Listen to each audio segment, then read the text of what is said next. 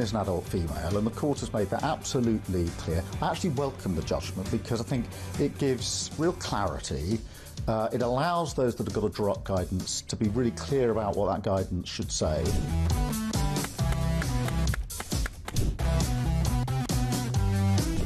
If you want to fight for Remain, vote Labour. Now, there are some who say we don't need Brexit to work. We need to reverse it. I couldn't disagree more.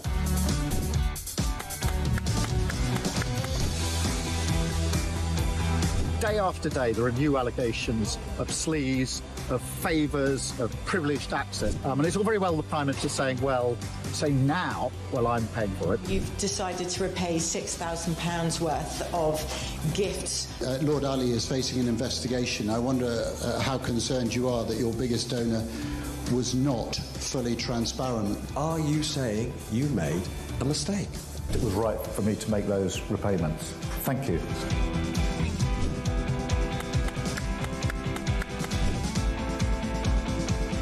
Of course, I wouldn't want Donald Trump round for dinner, but don't underestimate the danger to the world if Trump is re-elected this time around. I'm anti-Trump. I would like to send my warmest congratulations to President Trump on his inauguration as the 47th President of the United States.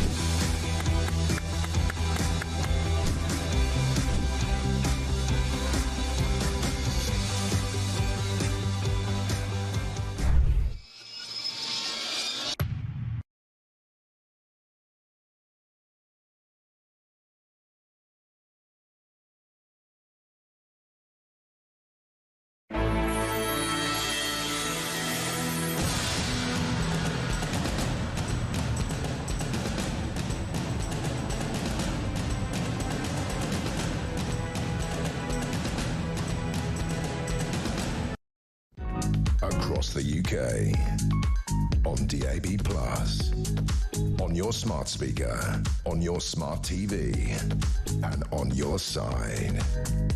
This is Talk.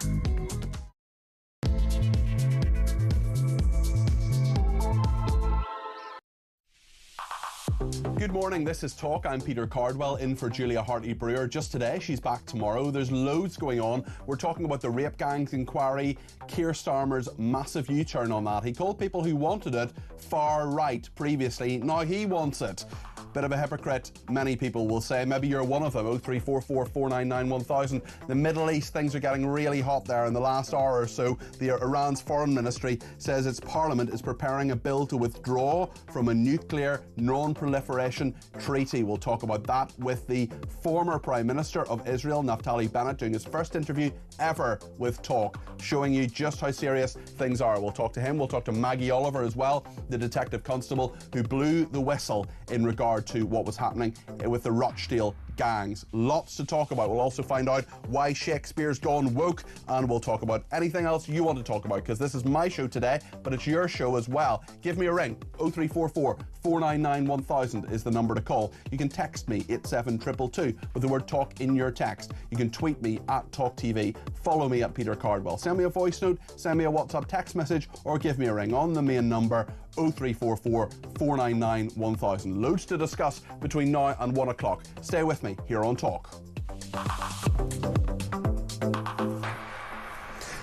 Well, so much happening on two very, very big stories. One in the Middle East we'll come to a little bit later. But first of all, I want to talk about the government's screeching U-turn in regard to a rape gangs inquiry. They'll call it grooming gangs. I'm going to call it rape gangs because that's what it is. They rape children. That's what they do. They're predominantly Pakistani men. People who said that were called racist. We're going to look now at all the times they were called racist. We're going to look at many times this government, the Labour government, said things like it was far right to call for an inquiry. Well, guess what? The government is now taking the advice of Baroness Casey, who is saying that that should happen. There's going to be a statement in Parliament later today from the Home Secretary, Yvette Cooper. Let's just remind ourselves of what Keir Starmer, Wes Streeting, Lisa Nandy, Yvette Cooper, Rachel Reeves, all the top team in Labour said about this over the past year or so. Calling for inquiries because they want to jump on a bandwagon of the far right, then that affects politics. No, the reason we're not doing another national inquiry is because there's already been a national inquiry. Do you want an inquiry or not? No, Paul, I'm trying to answer your question, and the answer is no. We don't think another inquiry, after all the many inquiries that we've put victims through, is the way to tackle this. What we're doing is increasing the action on these vile crimes, child sexual exploitation and abuse. And understandably, victims and survivors want stronger action. That's what we're doing. There has been a huge amount of misinformation this week. Sadly, party political misinformation. It is just wrong. Trevor, what is the most important thing Of here? course, It is it's the position of the victims. I It is the understand that. victims, and it's not people's hurt feelings about how they've been spoken about. It's not people's hurt feelings about how they've been spoken about. That is what the Chancellor, Rachel Reeves, said yesterday to Sky News. We saw a number of other interviews there with Good Morning Britain, Yvette Cooper there, and I'm not sure whether that was one of the interviews in which her husband interviewed her, I'm sure entirely impartially and within Ofcom legislation and guidance there. We've been told time and time again by these very senior people that we are wrong to call for a national inquiry. Now they are going ahead with a national inquiry. But what will that inquiry actually look like? Will it get answers, and will it solve anything? Sandy Tregent was in touch with me over the weekend. She's someone who sends me sends me messages on Twitter every now and again. She's someone who is a very wise person. She's a viewer and listener to my programmes, and she said, Peter, can you think of an example of an inquiry that has actually properly solved anything? And I thought, actually, that's a really, really good point, because I hadn't thought about that. I can't actually, off the top of my head anyway, think about an inquiry that properly solved the problem. Chris Philp, MP, he's the Shadow Home Secretary. He spoke to Mike about an hour ago about this. I think he's pretty angry. This is what Chris Philp, the Shadow Home Secretary for the Conservatives, said. Well, I think, first of all, Keir Starmer should apologise for smearing campaigners like me as far right for calling for this inquiry. He can start by apologising, and then we need to make sure those accountable, those responsible rather, for covering up these disgusting crimes, simply because the perpetrators were mainly of Pakistani origin. They covered it up for that reason, and those who did that should be held to account and, in my view, prosecuted for the offence of misconduct in public office. And those people who covered this up, senior police officers in some cases, local council leaders, leaders of social services, they should be prosecuted and imprisoned for deliberately covering up these disgusting crimes because they cared more about so-called race or community relations than they did about protecting vulnerable young girls. Yeah. That is Chris Philp, the Shadow Home Secretary, speaking to Mike Graham earlier. Reform UK have said similar things to Chris Philp, that there should be an inquiry. What do you think about this? Do you think the government is finally doing the right thing, or have they been forced into this action? Maybe you think Keir Starmer is looking for political cover here. At the centre of all this, of course, are the victims and the people who blew the whistle. We'll speak to Maggie Oliver later on in the programme. We'll also speak to a victim of grooming gangs, Samantha, rape gangs, let me call it what it is. For the meantime, let's speak to Peter Blexley. He's a former Metropolitan Police detective. Peter, thank you for joining us on the programme this morning. I just wonder, let me ask you Sandy's question. Do you think this inquiry will help? Will it actually fix the problem? Well, we have to remain optimistic that this enormous U-turn by Starmer is going to deliver some results. And I don't want to pour cold water all over the announcement, but this past weekend saw the 8-year anniversary of the dreadful Grenfell fire, and still there is nobody been held accountable in any way, shape or form. Still cladding on buildings, Peter. There's still cladding on, highly flammable cladding is still on buildings. Exactly. So whilst I hear that this inquiry needs to be time limited, and therefore perhaps we won't see the inordinate delays that have plagued other public statutory judge-led inquiries. But what we also need to remember, and this is extremely important, is that this offending is not only is it historical, but it is ongoing. And of course, the announcement from the Home Office about the National Crime Agency continuing their work, because they have secured some convictions in relation to Rotherham, but I don't think their investigations have gone anywhere near touching the entire scale, depth and depravity of this problem. And of course, we have the police child sexual exploitation team, which are carrying out their work. So the NCA, I think, is going to combine and coordinate all this work, but there's a mountain of work that needs to be done to better inform this inquiry, because it will be a pointless exercise if it doesn't have almost and as many facts as can possibly be obtained laid in front of it.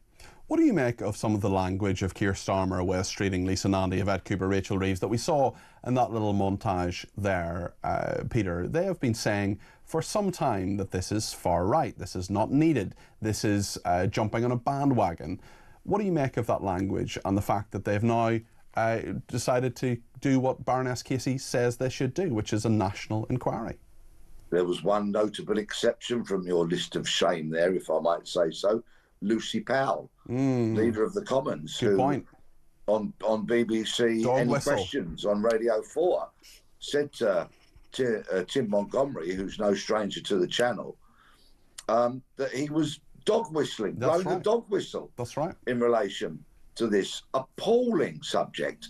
So there is a long list of shame of people from this government that goes right to the very heart, of course, with Starmer and his right-wing bandwagon. Well, that bandwagon has just driven a coach and horses through this government's credibility, and it will continue to trample all over their reputation, which, quite frankly, is not a very difficult thing to do. I wonder what sort of format you think this inquiry should take, because there are all sorts of speculation. We'll hear from the Home Secretary later on today in the House of Commons mid-afternoon. I'm sure we'll bring you at least some of that here on Talk. But I just wonder, I mean, there's some worry already that this will just be a sort of umbrella inquiry. It'll be these local inquiries in Oldham and places like that, and actually it won't amount to a hill of beans. What do you think is actually needed, Peter? And there are so many people who say maybe the police can just enforce the law. Maybe we actually don't need systematic inquiries and things like that. There's a number of schools of thought on this. I spoke to KC a few months ago. He said local inquiries actually work better because you can have a cup of tea with people, you can meet them in their homes, you can do it in a non-adversarial way. I just wonder, if you were to design this, how would you do it? I completely get the views of people that say simply let the police do their job. But we've come to this regrettable position because the police, with their rampant cowardice, have not done their job.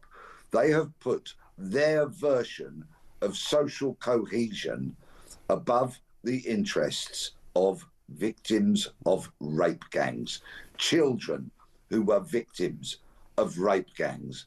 And any police officer who has been a party to doing that has absolutely betrayed their oath that they took on the day they joined the police, and they have betrayed victims, betrayed children, betrayed the public, betrayed communities. They haven't helped with social cohesion. They've betrayed social cohesion, because life has taught me one very, very clear thing, and that is that truth is a friend.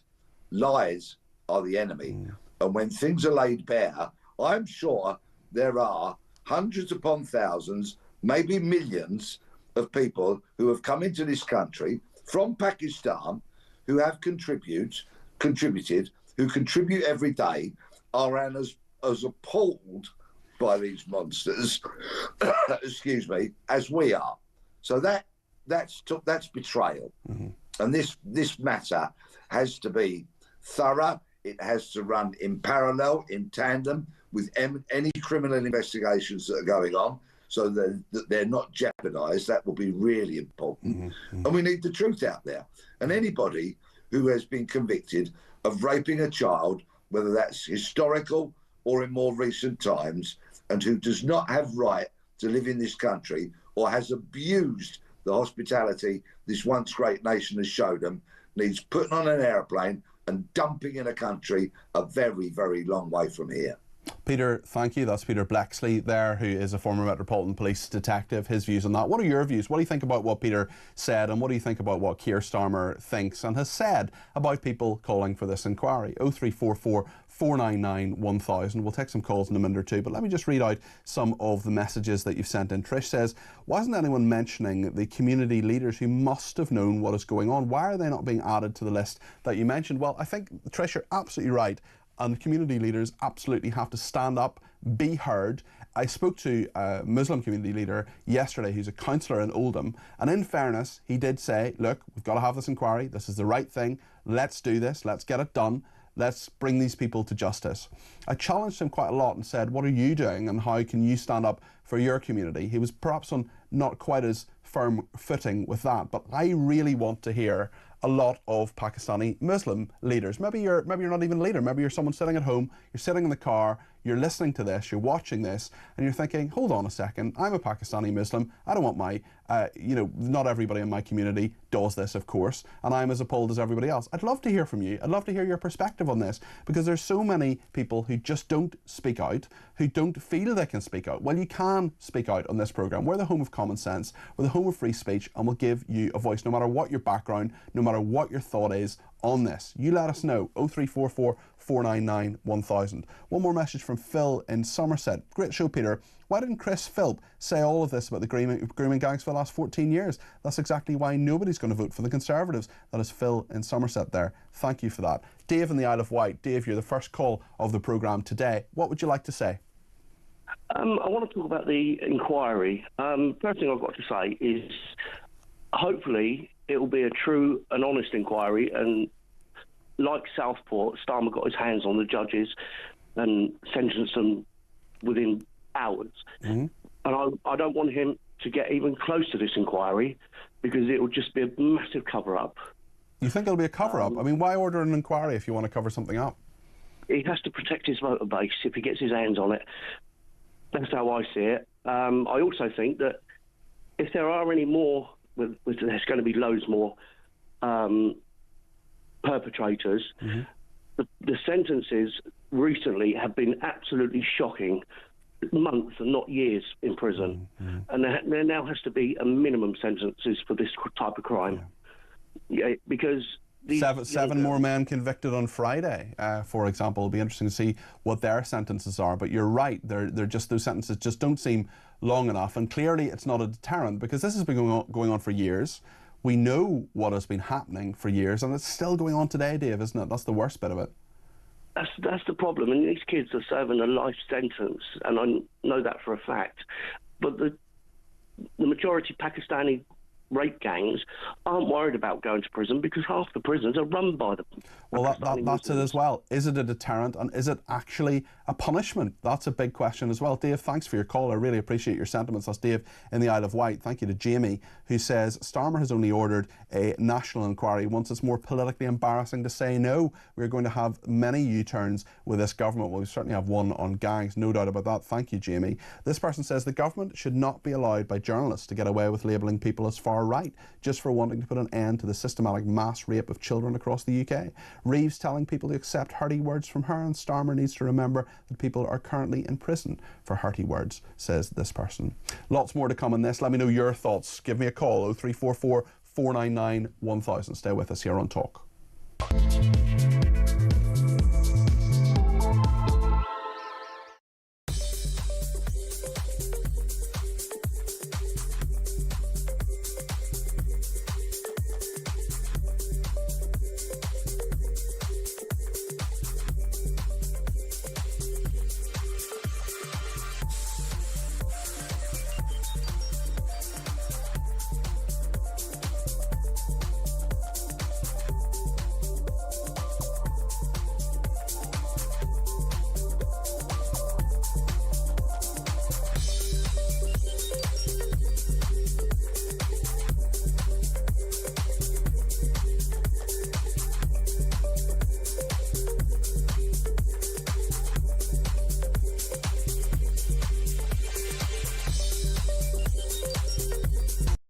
Refusing to watch that film, and for being a coward, not, by signing those deportation papers. Greta, you little doom goblin, go straight to hell. I think that there's nothing Hamas loves more than Daisy Dukes, short shorts. Yeah.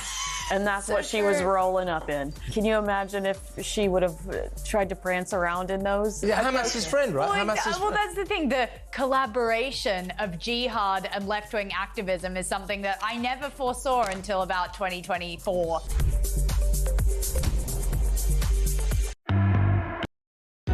Across the UK, on DAB+, on your smart speaker, on your smart TV, and on your side. This is Talk. Thank you to Jules, who has written to me on Twitter saying, why has Starmer announced the rape gang inquiry now? It arms the apologists with a way to avoid any scrutiny by saying that they can't answer whilst there is an ongoing inquiry. The Casey report will reveal just how complicit authorities have been and indeed are being. Let's speak to Neil in Buckinghamshire. Neil's given me a ring, 0344 499 1000. You can do the same thing. Neil, good morning. Morning. Just a quick one. People keep saying that Kemi should bring it up in questions on Wednesday. The problem is, as soon as she does that, he's just going to say, you were not in power for all these years, you did nothing about it. He can do whatever he wants and he will just let it go and nothing will be said because, like you say, he will say, we can't say nothing because it's ongoing. Yeah, inquiry's ongoing. Yeah, we should play sort of the inquiry's ongoing, we can't say anything, and possibly 14 years bingo as well. See how many times he says that on Wednesday. It'll be interesting to see. On a more serious note, Craig, do you think this inquiry will actually solve things? Will it make things better?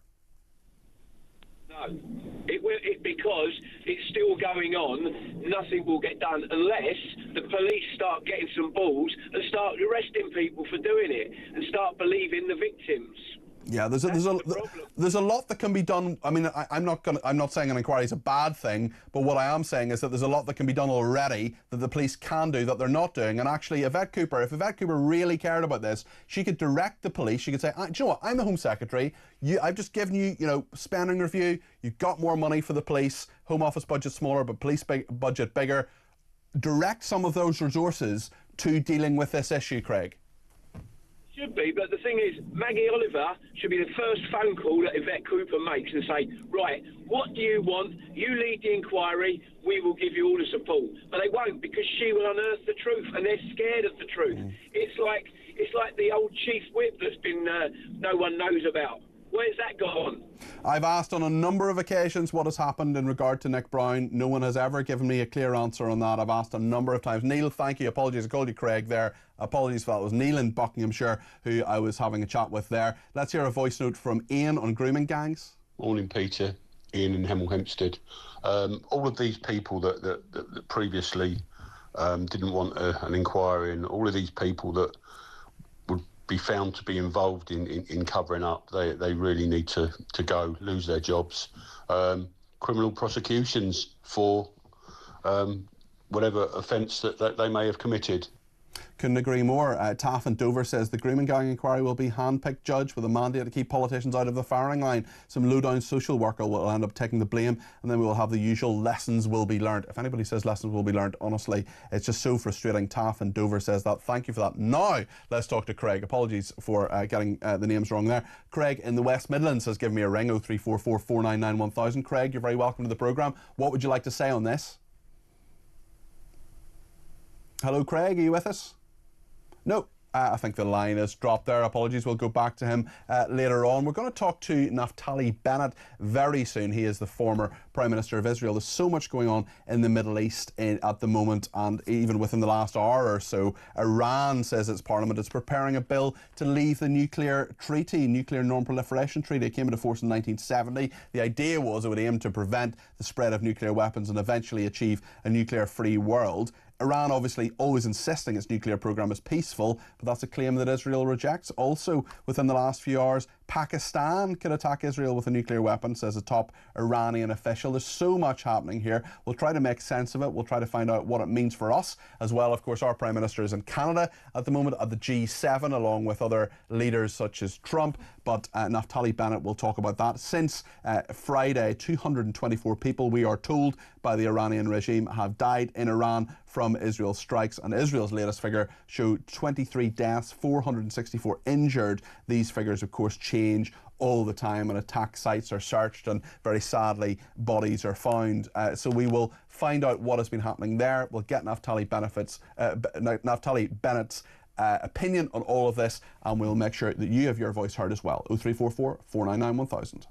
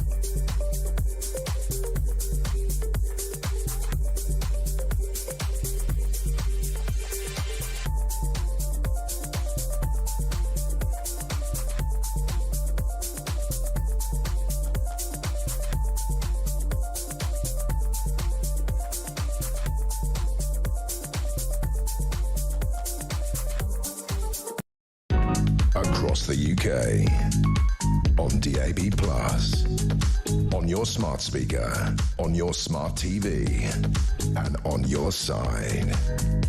This is Talk. Well, thank you so much for your company this morning. Julia is off today. She's back tomorrow, but I am here. There's lots to talk about, including with the Middle East, where we've got Naftali Bennett with us, the former Prime Minister of Israel, in his first ever interview with Talk. Naftali, thank you for joining us this morning. How are you and your family with everything that's going on at the moment? We're good. Like all Israelis, we're trying to sleep in the shelter.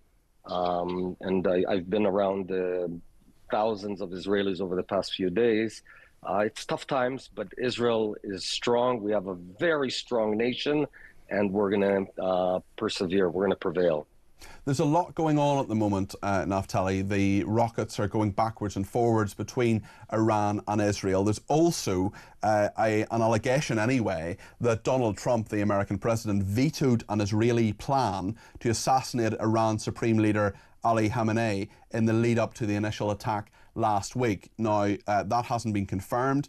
The Prime Minister Netanyahu told Fox News there are so many false reports of conversations that never happened. I'm not going to get into that.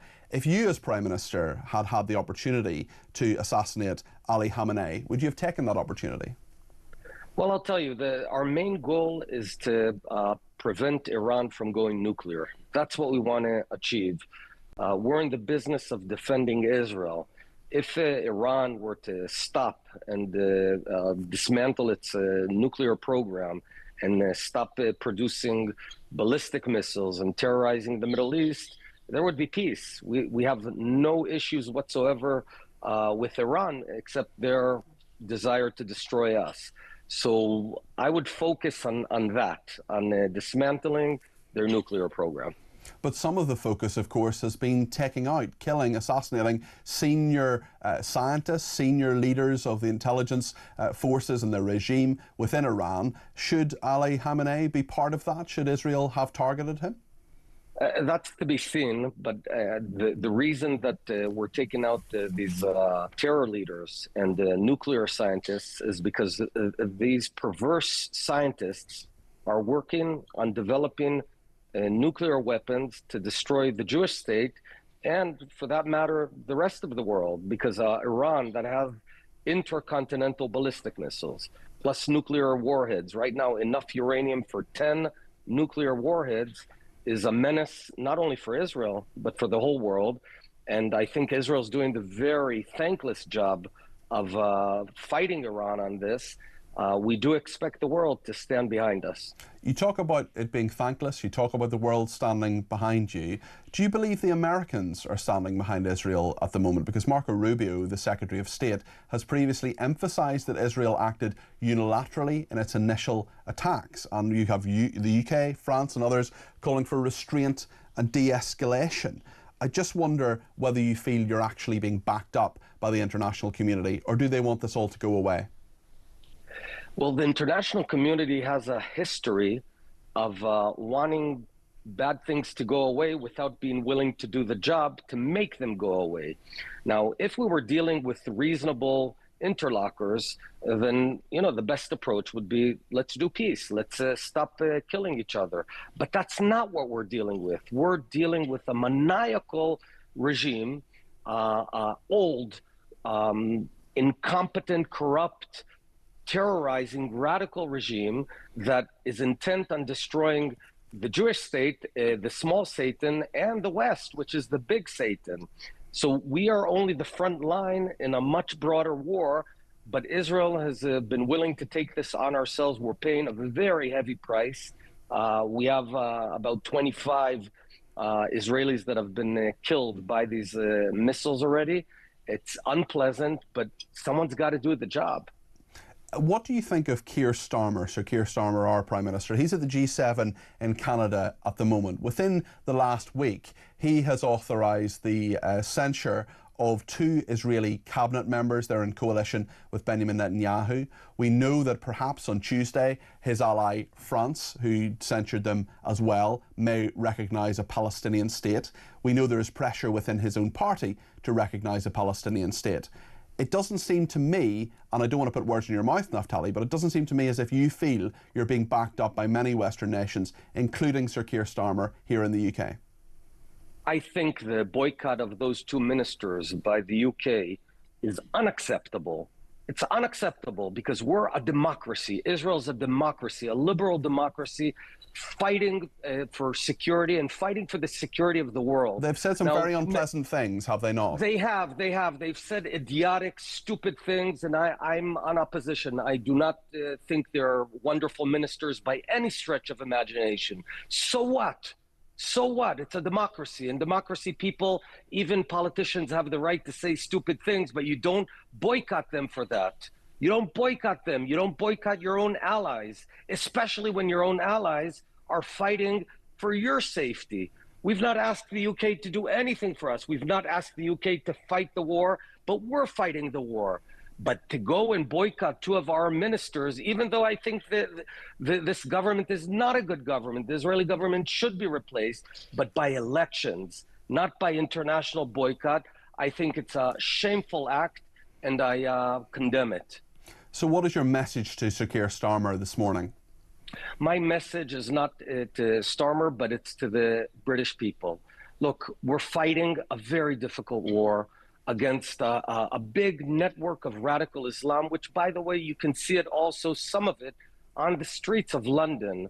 And if, God forbid, all of this war will result in forming a Palestinian state, a huge reward, another terror state in the middle of Israel, that would be the biggest encouragement to every cell in London, Paris, Madrid, every Islamist radical terror cell that violence works. So stand behind Israel. Don't criticize Israel. Definitely don't boycott us. Let us do the job. We're not asking you to help, but please don't get in our way.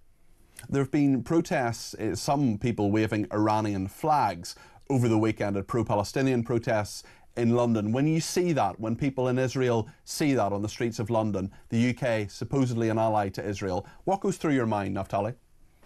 Well, I ask those demonstrators, what are you raising the flags for? For people who murder, who hang gays, LGBT in the streets of Tehran?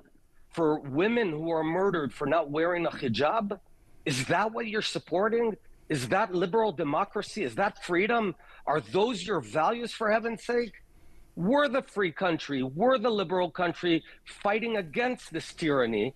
And I simply cannot accept or understand those demonstrators who are simply foolish idiots supporting useful idiots, supporting the worst regimes on earth.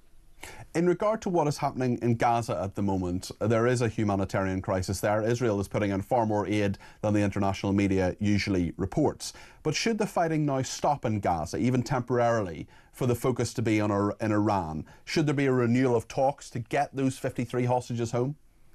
There are talks right now going on, and I hope we can resolve it and bring in our hostages home. That's the most important thing. And generally in war, it's good to focus as much as possible. Okay. In terms of the regime change in Iran, do you think that is something that is required? And also, where does this go? Because the spectre of Iraq, of Libya, that really looms large in all of this. What is your impression of what should happen now and where you want this to go? Well, Israel has not set a goal for regime change in Iran, but regime change, if there were protests and a democratic revolution in Iran, that would be wonderful, because the Iranian regime is not only a danger to the world, it's simply a horrible regime. It's despised by its own people. It's old, disconnected, egotistical. The leaders that just think about themselves and not about their people. Radical regime that's corrupt, and I think it would do good for the world if that regime did not exist, but that's not a goal. That might be an outcome. If you were Prime Minister of Israel at the moment, would you have launched these attacks in Iran? Yes. Straightforward as that? It was the right thing to do? Yes. Would have done it a decade ago. When I became a Prime Minister, we didn't have the weaponry and the munitions and the infrastructure to launch that. And I ordered that sort of build-up. But back in 2021, so in 2025, we finally did have it, and we could go ahead and do this. So you ordered the build-up. So this is part of your plan. It's an ongoing plan. When I came in, we didn't have the necessary requirements to launch anything of this sort. I put in a 6 billion shekel order. It takes a few years to build up the munitions, to create production lines. Now we have it, and now it's been authorized to be done. How do you assess the position of your political rival, Benjamin Netanyahu? Obviously, you support him in regard to what he's doing in Iran. Obviously, you support him largely when it comes to Gaza. But he is under tremendous domestic political pressure. I just wonder when you think an election might happen, when you think an end to this war might happen. Israel, as you say, is a vibrant democracy. People really disagree on lots of different things. At what stage do you think Netanyahu will face the electorate?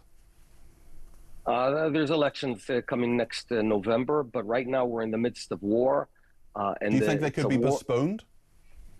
No. I would say that all Israelis want to remove this looming threat of nuclear Iran. So all Israelis are standing strong, together, united. I've never been prouder to be Israeli. There is, of course, a human toll in Iran as well. There are people who I will shed absolutely no tears for, who are developing nuclear weapons and want the destruction of the West. But there will, of course, be civilians who have died as well, as there have been in Israel, not just now, but over the last 20 months. How much of a responsibility does Israel have to keep the civilian death toll as low as possible, both in the front of Gaza and in the front of Iran? 100% of the responsibility for civilian deaths in Iran is on the Iranian leadership, because they've been attacking Israel for the past 20 months with hundreds of rockets, missiles, drones, UAVs, you name it, and we're fighting. We only target military targets. We never deliberately hurl rockets into civilians. Iran is doing quite the contrary. It's shooting ballistic missiles directly into population centers in Bat Yam, in Petah Tikva, in Haifa, where my hometown, where my family lives. So it's very different. The entire responsibility lays at the doorstep of Iran. We've had a message from one of our viewers and listeners here who says, please ask Naftali Bennett what he thinks about the UK letting in many young Islamists to our country. That's Aid in Wales says there. What do you make of that in regard to the threat that is in the UK from Islamic extremism? That's your business. Okay.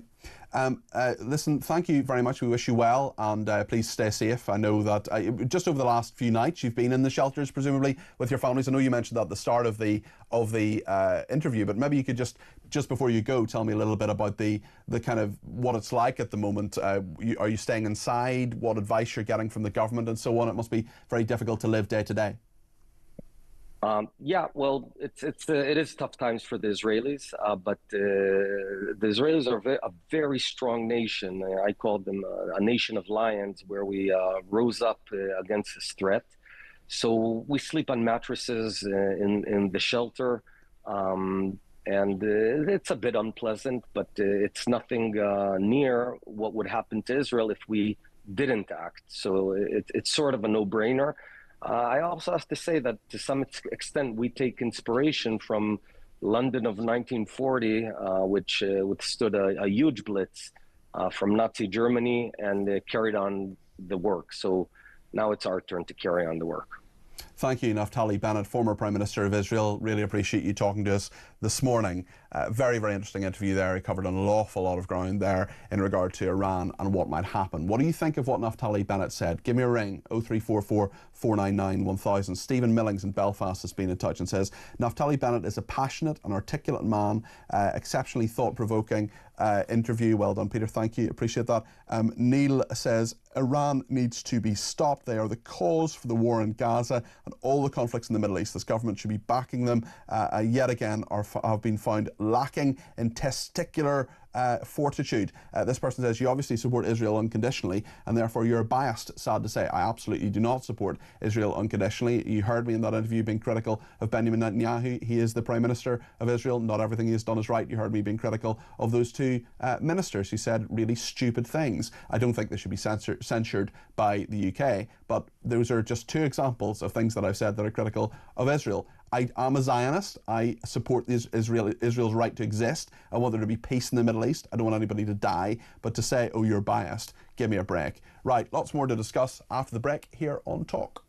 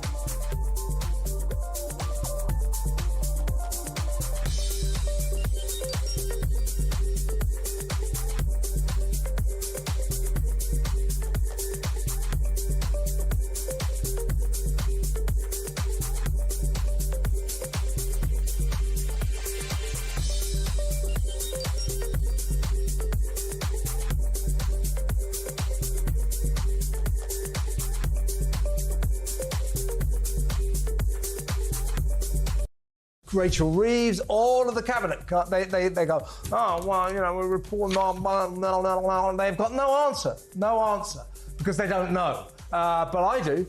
They're going into social houses, they're going into council houses. So British people who have lined up for years to get their social housing, council houses, will have to go to the back of the queue, while these foreigners who broke into our country illegally will go to the top of the queue. That, ladies and gentlemen, unacceptable. That is modern Britain.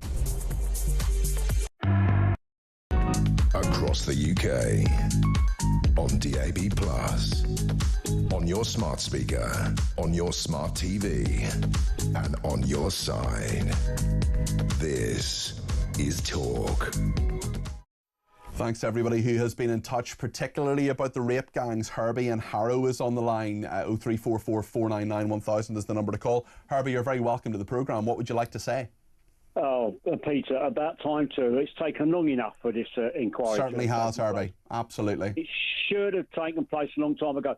The thing is, though, Peter, I hope that the police or whoever's going to take out this inquiry will carry out the judgment and pass judgment that they need. These people, if they have been found guilty, if they serve their prison sentences, should be taken back to Pakistan and never let back in this country again. And there are many people born in this country as well, Herbie, who've done it. There are many people who aren't Pakistani Muslims who are responsible for some of it. Council leaders, politicians, people who swept this under the carpet. They need to be held to account too, and custodial sentences need to follow after the justice process happens. This inquiry, in my mind, if it doesn't lead to prosecutions, what's the point? Well, Peter, I hope this has... Look, whatever they dig up, unfortunately, will have to be dug up. We might not like it, but these people will have to pay the price. What about the victims for a change? Why don't they realise that these people are going to suffer for the rest of their life? It's all very well sweeping it under the carpet. It doesn't interfere with them, but these people will suffer for the rest of their life. I just can't find it, acceptable. They've got to go. It's going to be a minefield. I can see it. Well, I hope they do it properly. Herbie, thanks for your thoughts there. I appreciate that. We are actually talking to Samantha Walker-Roberts a little bit later on. She has been a victim of grooming, of rape gangs. She's a survivor who was assaulted as a 12-year-old in Oldham between 2005 and 2006. We're going to talk to her. We're hoping to speak to Maggie Oliver as well. Slight problem getting hold of her, but she will hopefully come on this programme as well, the detective constable who blew the whistle on all of this. Chris in Belfast says, quite a few people in Northern Ireland this morning, Chris says, Keir announcing the launch of a national inquiry into the grooming gangs is nothing more than damage control for Labour. The reality is the investigation will end up with a result. Lessons will be learned and go no further. They're that predictable, says Chris. Chris, I hope they're not not that predictable. Let's hope we're all proved wrong on all of this. But let's just remind ourselves, actually, of what these Labour people said. This is Keir Starmer, Wes Streeting, Lisa Nandy, Yvette Cooper, Rachel Reeves, all over the last year, all saying, no, we don't need an inquiry into rape gangs. Don't need it. You're far right if you call for it. It's not needed. This is what they told us, and this is what they have completely, screechingly U-turned on. Calling for inquiries because they want to jump on a bandwagon of the far right, then that affects politics. No, the reason we're not doing another national inquiry is because there's already been a national inquiry. Do you want an inquiry or not? No, Paul, I'm trying to answer your question, and the answer is no. We don't think another inquiry, after all the many inquiries that we've put victims through, is the way to tackle this. What we're doing is increasing the action on these vile crimes, child sexual exploitation and abuse. And understandably, victims and survivors want stronger action. That's what we're doing. There has been a huge amount of misinformation this week. Sadly, party political misinformation. It is just wrong. Trevor, what is the most important thing Of here? course, It it's is the position of the victims. I It is the understand that. victims, and it's not people's hurt feelings about how they've been spoken about. So if you're called a racist, if you're called far right, if you're called someone who is spreading party political misinformation for saying there should be an inquiry into gangs, into rape gangs who have raped children, this is something that the government says you shouldn't have hurt feelings about. Well, maybe if you just hadn't told us we were wrong for such a long time, maybe if you just hadn't told us we were racist and told us we were far right for simply saying that, which is just a very straightforward thing. Crimes should be solved. This shouldn't happen. Let's get the view of Nick from Lincolnshire. Nick's on the line, 0344 499 1000. Nick, what would you like to say on this? Hi, Peter. I've got sort of three brief points. Firstly, the only reason they're doing this inquiry is because Baroness Case came out and said they ought to, and now the pressure is too high and they can't get away with it. Secondly, the point we really want to watch out for is the terms of reference of the inquiry. Correct. Otherwise, you'll end up with exactly what happened with the COVID inquiry, which is find everything out unless it embarrasses us. There was no questions about whether lockdown should have happened at all. It was all about, longer and harder and all the rest of it. And thirdly, it amazes me the political naivety of basically, well, certainly all of Labour and the Conservatives, because if they just come out right at the beginning and said this is disgusting, there'll be a full inquiry into this, whoever's involved in covering it up, we don't care what party they're from, they'll be prosecuted to the full hilt of the law and dealt with, they'd have had so much public support from them that they wouldn't be in the situation they're in now. Nick, I cannot disagree with a single word of what you've just said. Let's be super cynical just for a second, though. Let's go take the cynicism to the next level here. So what if, let's say, Keir Starmer thinks, do you know what, if I order this inquiry, it's going to cause all sorts of problems. There are going to be loads of people who give me a load of political heat as a result of it, say I'm giving in to what he calls the far right. I'm giving in, I'm throwing people under a bus, people who obviously should be thrown under a bus because of what they've done. But hold on. If I get Baroness Casey to say it should happen and then go, well, Baroness Casey says it should happen, therefore it's got to happen, that gives him political cover, doesn't it? It does, but he's forgetting the fact that this is what the Americans call an 80-20 issue. That 80% of the people in this country firmly believe, right from the beginning, that anyone involved in this should be sort of hunted down and prosecuted as far as he could possibly go. So if he might have lost a bit of support from some of the Muslim community. And by the way, I personally don't believe that the majority of the Muslim community wouldn't vote for Labour because they prosecute child rapists. Totally agree, and they shouldn't be afraid of that either. If there's criminality, it should be investigated. It shouldn't. The political consideration shouldn't enter his mind. It's an issue of right and wrong, as far as I'm concerned. What happened to morals? You may well ask that. Nick, give me a ring anytime. Really enjoyed listening to you, and you made some very, very good points. That's Nick in Lincolnshire. Thank you to him. I want to talk a little bit more about migration now, because what on earth is happening with the French? Macron needs to do far more, and Starmer's been forced to beg him to stop the boats as 1,500 migrants have crossed the Channel in just 4 days. Warm temperatures, of course, most of us are feeling that at the moment wherever you are in the UK. Well, that will mean more migrants. Dr. Mike Jones is a migration expert. Mike, it's a difficult situation. We saw in the last few days the French, who were giving about £500 million to, saying anyway that they were attempting to stop people in the Channel by putting pepper spray on them and so on, but it doesn't seem that it actually stopped anybody getting on a boat. No, not at all. I mean, we've had, more than 15,000 people crossing the English Channel this year. That's a 35% increase on the previous year. Nearly 40,000 have crossed since Labour have come into office. I mean, it's a national emergency, it's a crisis. But, you know, at the end of the day, you can't rely on the French. You need to create your own deterrence. I mean, the view of the French is quite straightforward. They're not going to intervene in the high seas because of their legal obligations to the UN Convention of the Laws of the Sea. Politically, they don't want France to be a dumping ground or a holding pen for illegal immigrants who want to go to the UK. They have, however, amended the law, French maritime law, on intercepting these dinghies in shallow waters. And on paper, that's a game changer. You know, technically, it could completely change the course of the crisis. But how robustly is it going to... Talk us through all that. How could it change things? How could it be a game changer? Well, it could be a game changer because if you actually sort of intercept dinghies, if you puncture them, you know, if you disable the craft themselves, then obviously the smugglers' clients, the illegal migrants, can't get to the UK. So the payment system tends to be a sort of escrow-based payment system where the full payment's not made unless the illegals actually arrive, you know, in England. And if you disrupt that, then it makes the people smuggling model more inviable. Does that mean that the idea of smashing the gangs, as Keir Starmer talks about, could actually have some legs here? Well, it's not really smashing the gangs as such. It's more of the policy being outsourced to the French. Yeah.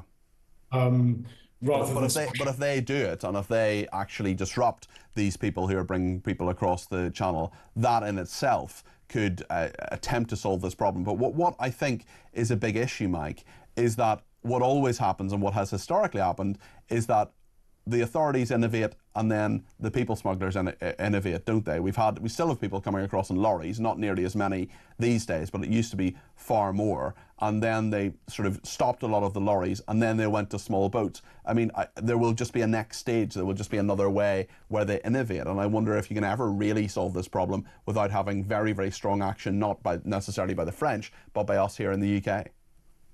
Yeah, precisely. The thing with the French model, they're trying to change the maritime laws to intercept these small vessels. But the problem is, will the French gendarmerie be completely robust about this? I mean, will they? Have they been so far? We give them about £500 million a year. They say they stop about 50% of migrants coming across the channel. Do you believe them, Mike? I think they've intercepted quite a lot. I mean, Rishi Sunak actually did publish these numbers at one point. But interestingly, Rishi Sunak stopped publishing the numbers because clearly the French had a word with him saying, you know, this would be very bad for us domestically because we don't want to be seen as being too successful with this. Hold on. They didn't want to be seen as being too successful. What possible logic could they have had for that?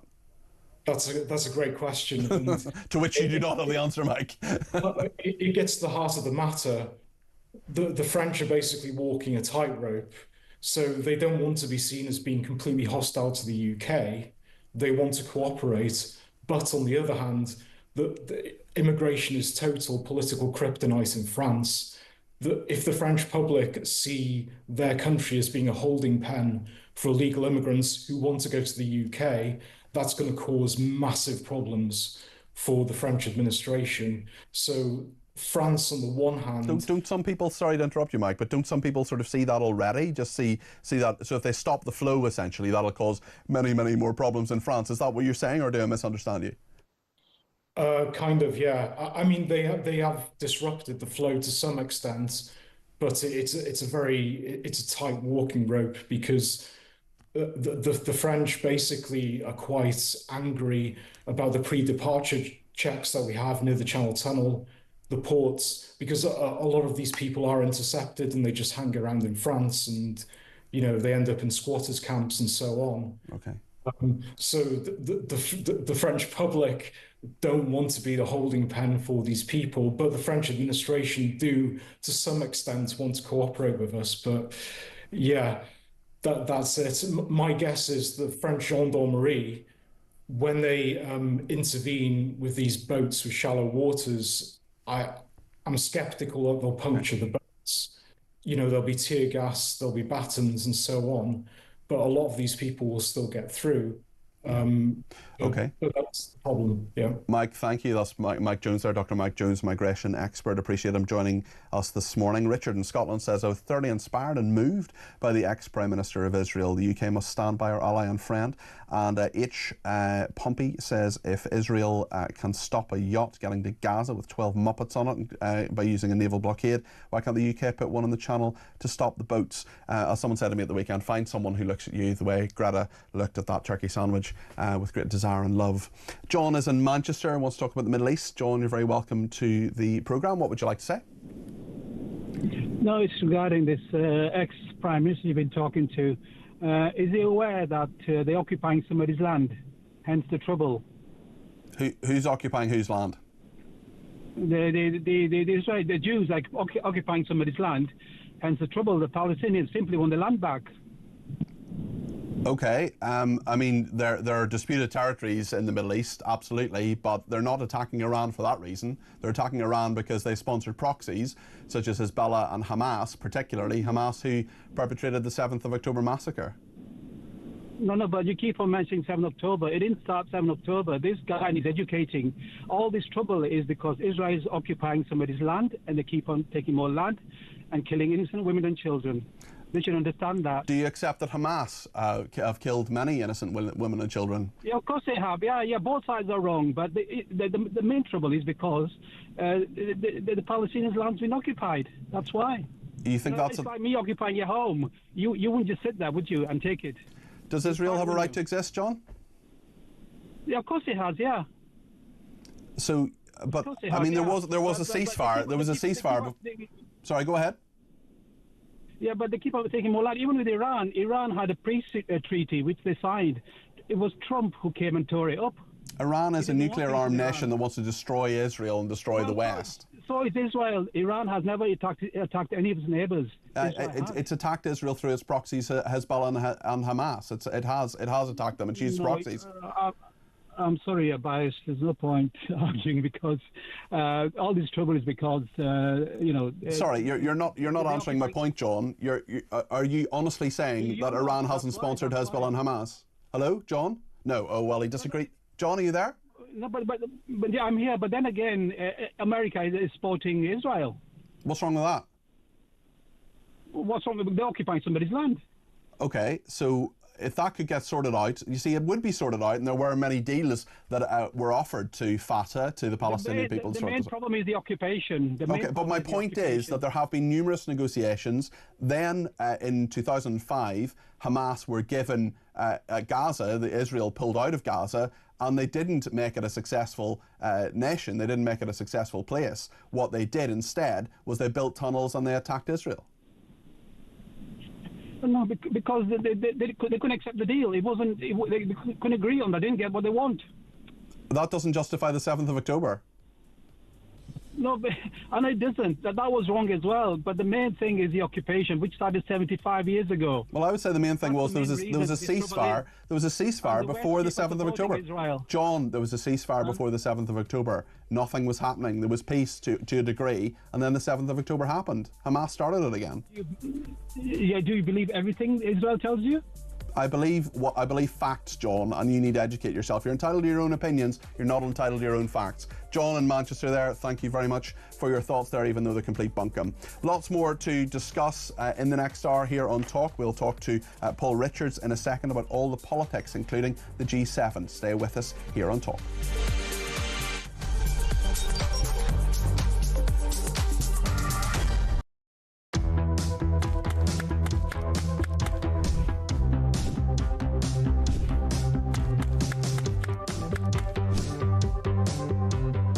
Is it transphobic to say only women have a cervix? Well, it is something that shouldn't be said. It is not right. A woman is an adult female, and the court has made that absolutely clear. I actually welcome the judgment because I think it gives real clarity. It allows those that have got to draw up guidance to be really clear about what that guidance should say.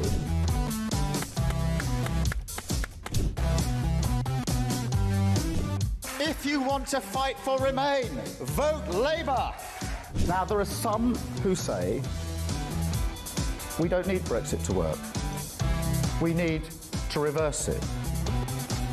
I couldn't disagree more.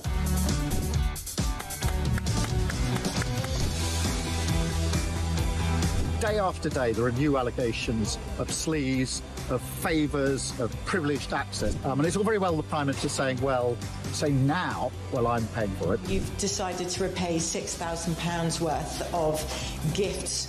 Lord Ali is facing an investigation. I wonder how concerned you are that your biggest donor was not fully transparent. Are you saying you made a mistake? It was right for me to make those repayments. Thank you.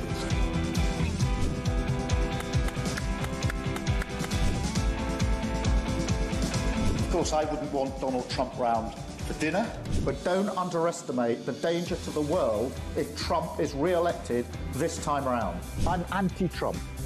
I would like to send my warmest congratulations to President Trump on his inauguration as the 47th President of the United States.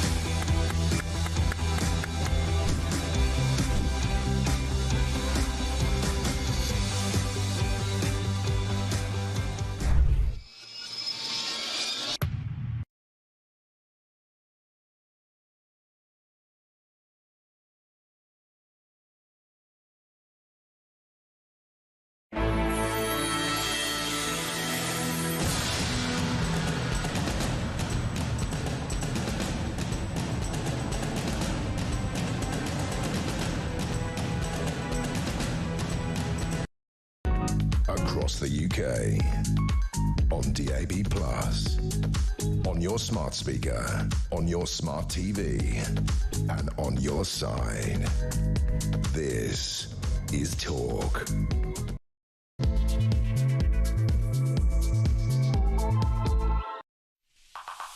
Good morning, this is Talk. I'm Peter Cardwell in for Julia Hartley-Brewer. Just today, don't worry, she's back tomorrow.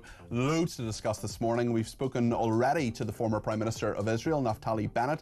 He told us that he wants Keir Starmer to support Israel more and stop doing things like censuring Israeli politicians, which happened this day last week. There'll be a big statement about it from the Foreign Secretary in Parliament later today. We'll also get a statement from the Home Secretary, Yvette Cooper, because of this screeching U-turn on a child sex grooming inquiry. We're going to hear more about that in a second. Keir Starmer under political pressure, under societal pressure, lots of pressure. We will talk about that. We'll also get your views on all the topics we're talking about today, including Shakespeare going woke. There's been a trigger warning for Romeo and Juliet. Yes, really, because some people might get upset because, you know, sorry to spoil the story, but some people die in that. So it's a bit, I just find in Shakespearean tragedies, that's generally what happens, just my experience.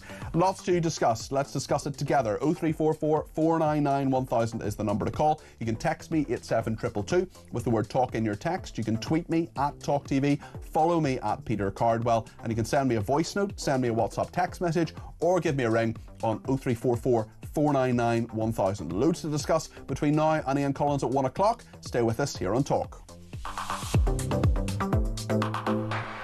Richard in Leicester says, Peter, on rape gangs, too many high up people are involved. Never mind rape gangs, goes very high up, so it'll be drawn out and out. And there's not the only person who's saying that. Jules has been in touch and says, why has Starmer announced the rape gang inquiry now?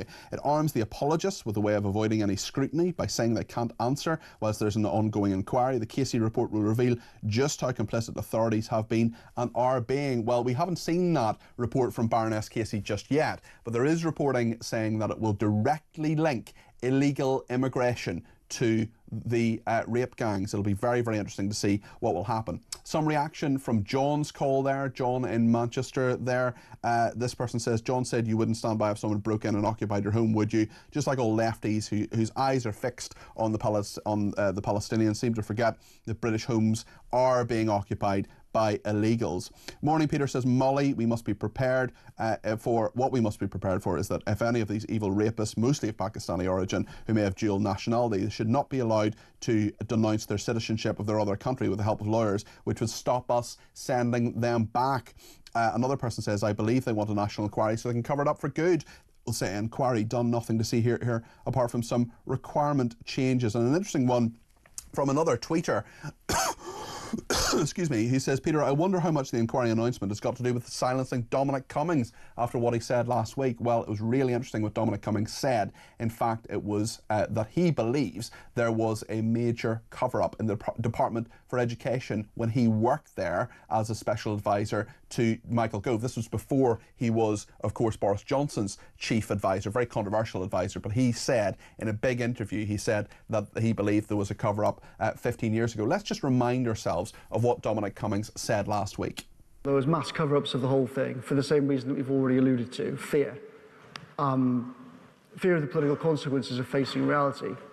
What I saw in 2011, I mean, there are lots of different things. Well, normally in Whitehall, the cliche that it's a cock-up, not a conspiracy, is generally true. The one big exception, I would say, is regarding child abuse, where there are actually multiple conspiracies constantly and largely successful. I watched these happening repeatedly in the Department of Education because the issue was parked there by Gordon Brown and Ed Balls, so I had to deal with it when I was there.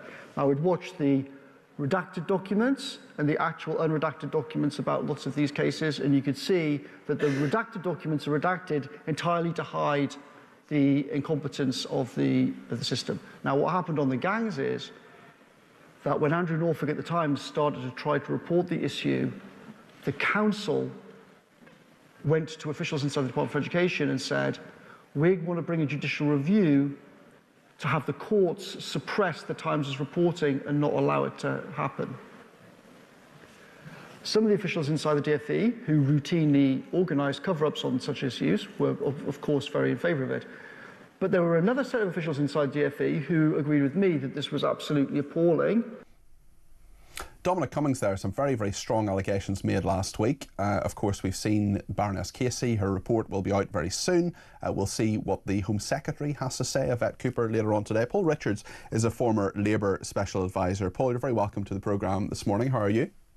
Good morning. Thank you very much. What do you make? To see you. Nice to see you too. What do you make of the fact that this national inquiry has been announced now by Keir Starmer? Well, I think the sequencing is entirely right, because you had to wait for Louise Casey's report to come out before a decision being taken in government for a subsequent why bother? Well, because why bother she was getting her to do an audit. I mean, it's been blindingly obvious by the government Paul, to do the audit. Paul, it has been blindingly obvious. That's why. Paul, it has been blindingly obvious for years that a proper, full, deep national inquiry has been needed. Keir Starmer knew this was a political inevitability. Many people are saying, and I believe them, that Baroness Casey is the political cover for this because of problems he has in his own backyard. What do you make of that? Well, I disagree. I think she was charged with this task by Yvette Cooper and by the Prime Minister. She was given, it was a pretty quick process, given, you know, in government terms, so it was done fairly rapidly. And her overwhelming conclusion is that you do need a national inquiry, and within minutes, I mean, in fact, it's not even been published yet, Peter, and the Prime Minister has already acted swiftly to say, yep, it's going ahead, it's judge-led, the victims' voices will be heard, and every, no stone will be left unturned as a result. So I think this is proper process. I'm disappointed, I have to say, that so many people are now sort of suggesting it was thanks to them, and sort of a self-congratulatory tone. Well, who was it? Because you have a Prime Minister. I'm not congratulating anybody. The point is that the Prime Minister called people who called for this jumping on a far-right bandwagon. That's what he said.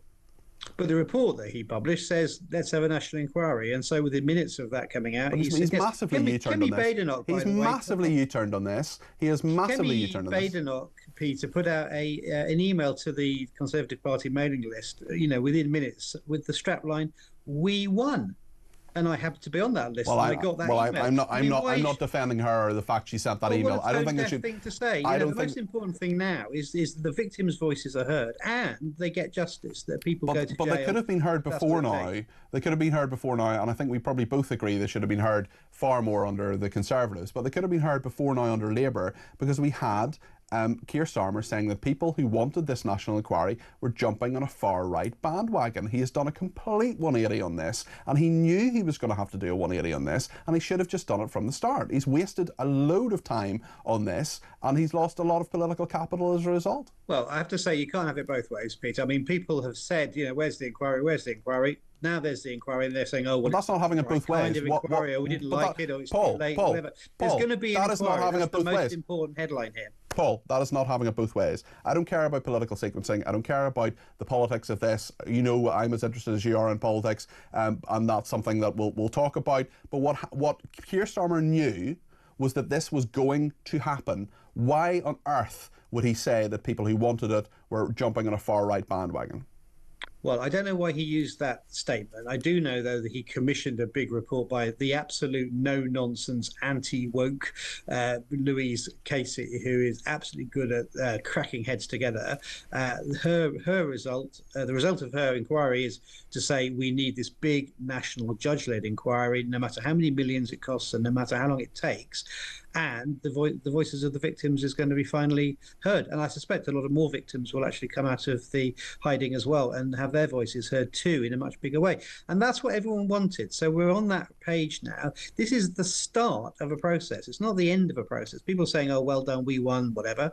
No, this is about the start of a process which will culminate, we would all hope, in justice for those victims. Should Keir Starmer apologise for calling people who wanted this inquiry jumping on a far-right bandwagon? I think that's an absolute distraction from the main task here, which is to get the victims' voices heard. Should he apologise? To get them justice. No, I don't think he should. I think he should just get on with you don't think, Paul, the big job of government, which is to unearth the scandal. If there has been a cover-up, as Dominic Cummings was alluding to that. If there's been a cover-up, Dominic Cummings has made some fairly robust allegations there about civil servants. Yeah. I wonder if what he says is true. Why didn't he come out and say this in 2011, by the way, if he knew? And then well, he tried to push against it, as he said in that. I'm not defending Dominic Cummings. I'm not defending No, Kevin I Bain, know. But he's obviously made some very, very serious allegations in public. I think he should be one of the very first people in front of the inquiry. I'm sure he will give evidence to it. What he knew and when. So you don't think Keir Starmer should apologise for saying people jumped on a far-right bandwagon? I don't see what the benefit of that would be. I'll tell you what the benefit is. How would that help? I'll tell you how what would that help anybody? Okay, I'll tell you how it would help. I'll tell you what the benefit is. How it would help is it would say to people who call for this inquiry, do you know what? I'm the Prime Minister. I'm really sorry. I got it wrong. There should have been an inquiry. I've taken the advice. There is an inquiry, Peter. There is an inquiry. He has announced an inquiry, which is what people were demanding. Okay, just let me finish the point, Paul.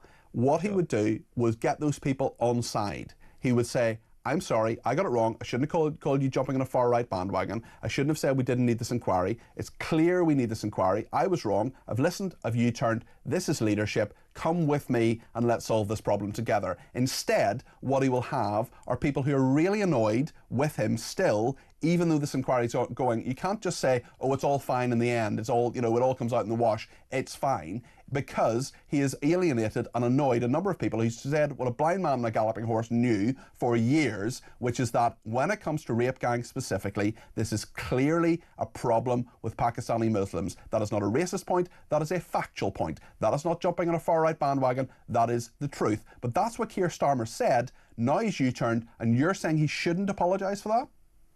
I don't characterise it as a U-turn. I think there's a sequence of you don't characterise saying you won't do something. Sorry, Paul. You're saying interrupting me. Well, I'm going to finish the point and then I'm going to let you talk. So you're saying we're not going to have an inquiry, then saying we are going to have an inquiry isn't a U-turn.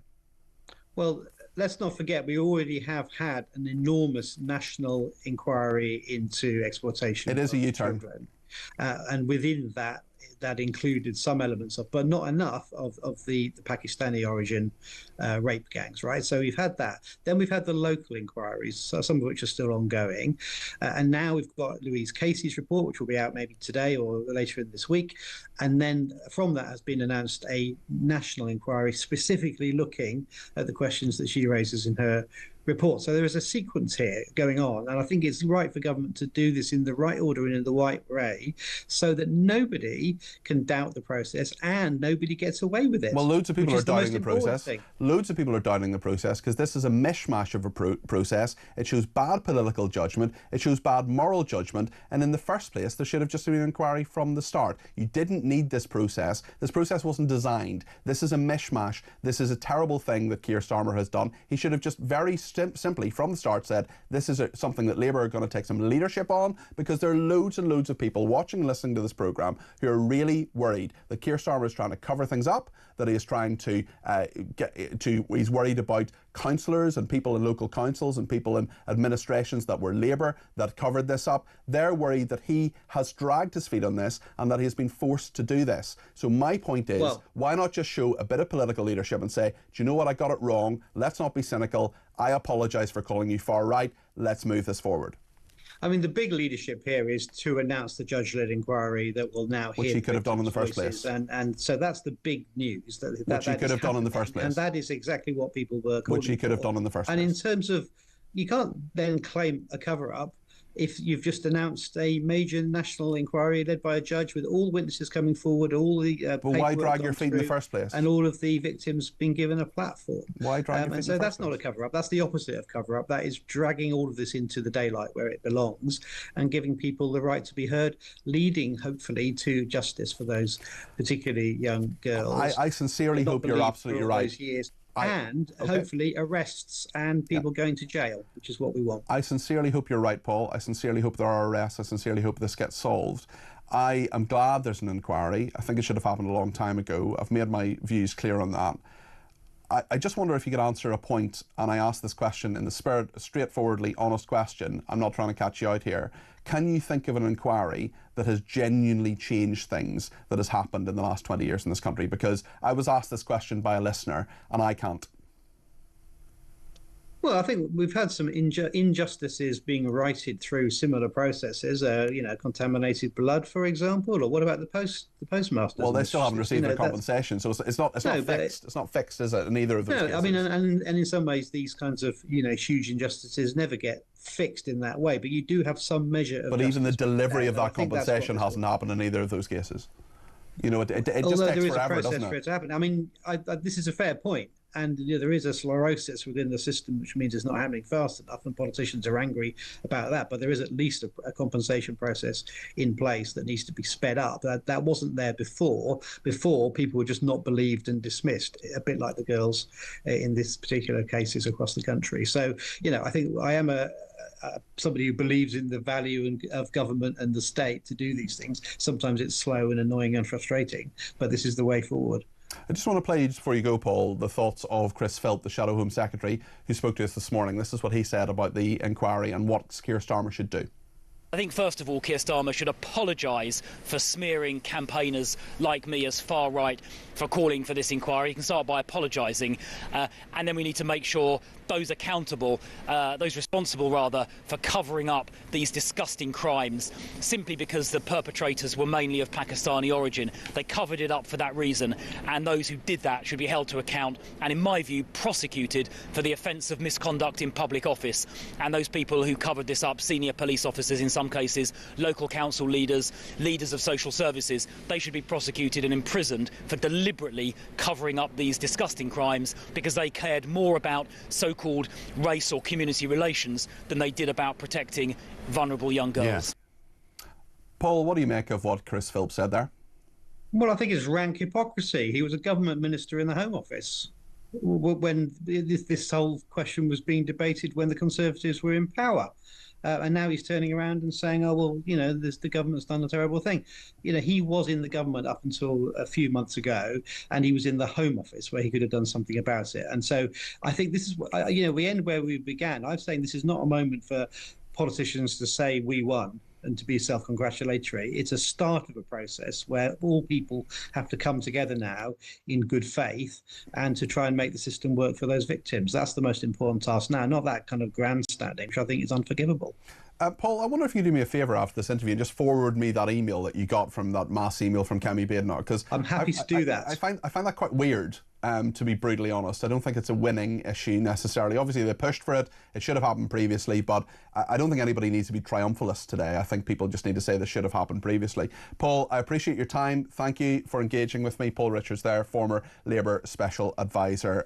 What do you think about what he said? I disagree with Paul on many things, as you've heard there. I think this is a U-turn. I think that's unforgivable, undeniable, I should say, and I think this should have happened previously. Let me know your thoughts on all of this. 0344 499 1000. Now, if you watch my shows at the weekend in this slot, 10 to 1 on Saturday and Sunday, I do the shows then.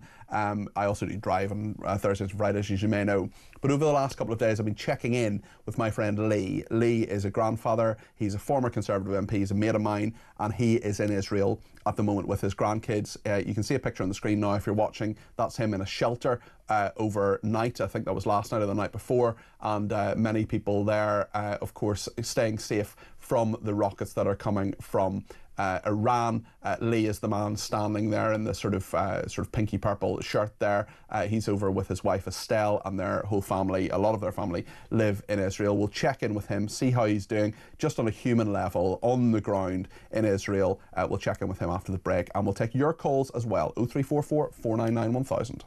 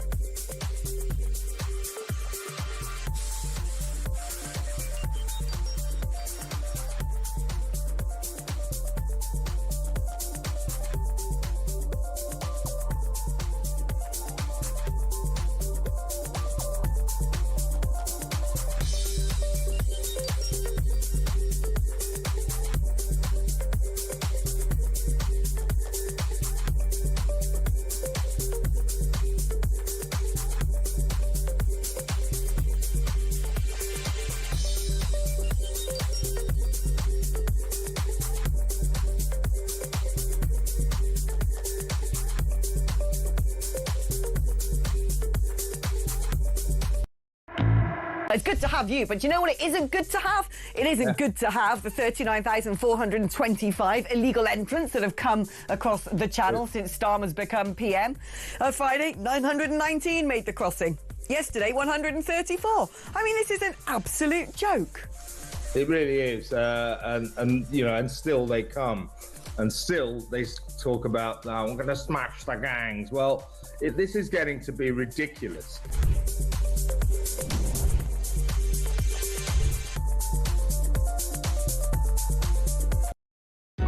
Across the UK, on DAB+, on your smart speaker, on your smart TV, and on your side. This is Talk. Let's go live to Israel now, and my friend Lee Scott. Lee Scott is a former Conservative MP, but he's also a friend of mine. I worked with him when I was a special advisor, and he is in Israel at the moment with his family. Over the last couple of days, I do the 10 to 1 slot on Saturday and Sunday, and we've been checking in with Lee in terms of what is happening. Lee, how are things at the moment? How are you? How's your family and your grandkids? Well, I'll be honest, Peter, we're just exceptionally tired. You know, we've been in bomb shelters 4 nights running, and yesterday, for the first time, it was daytime raids as well, so you just can't relax at any time.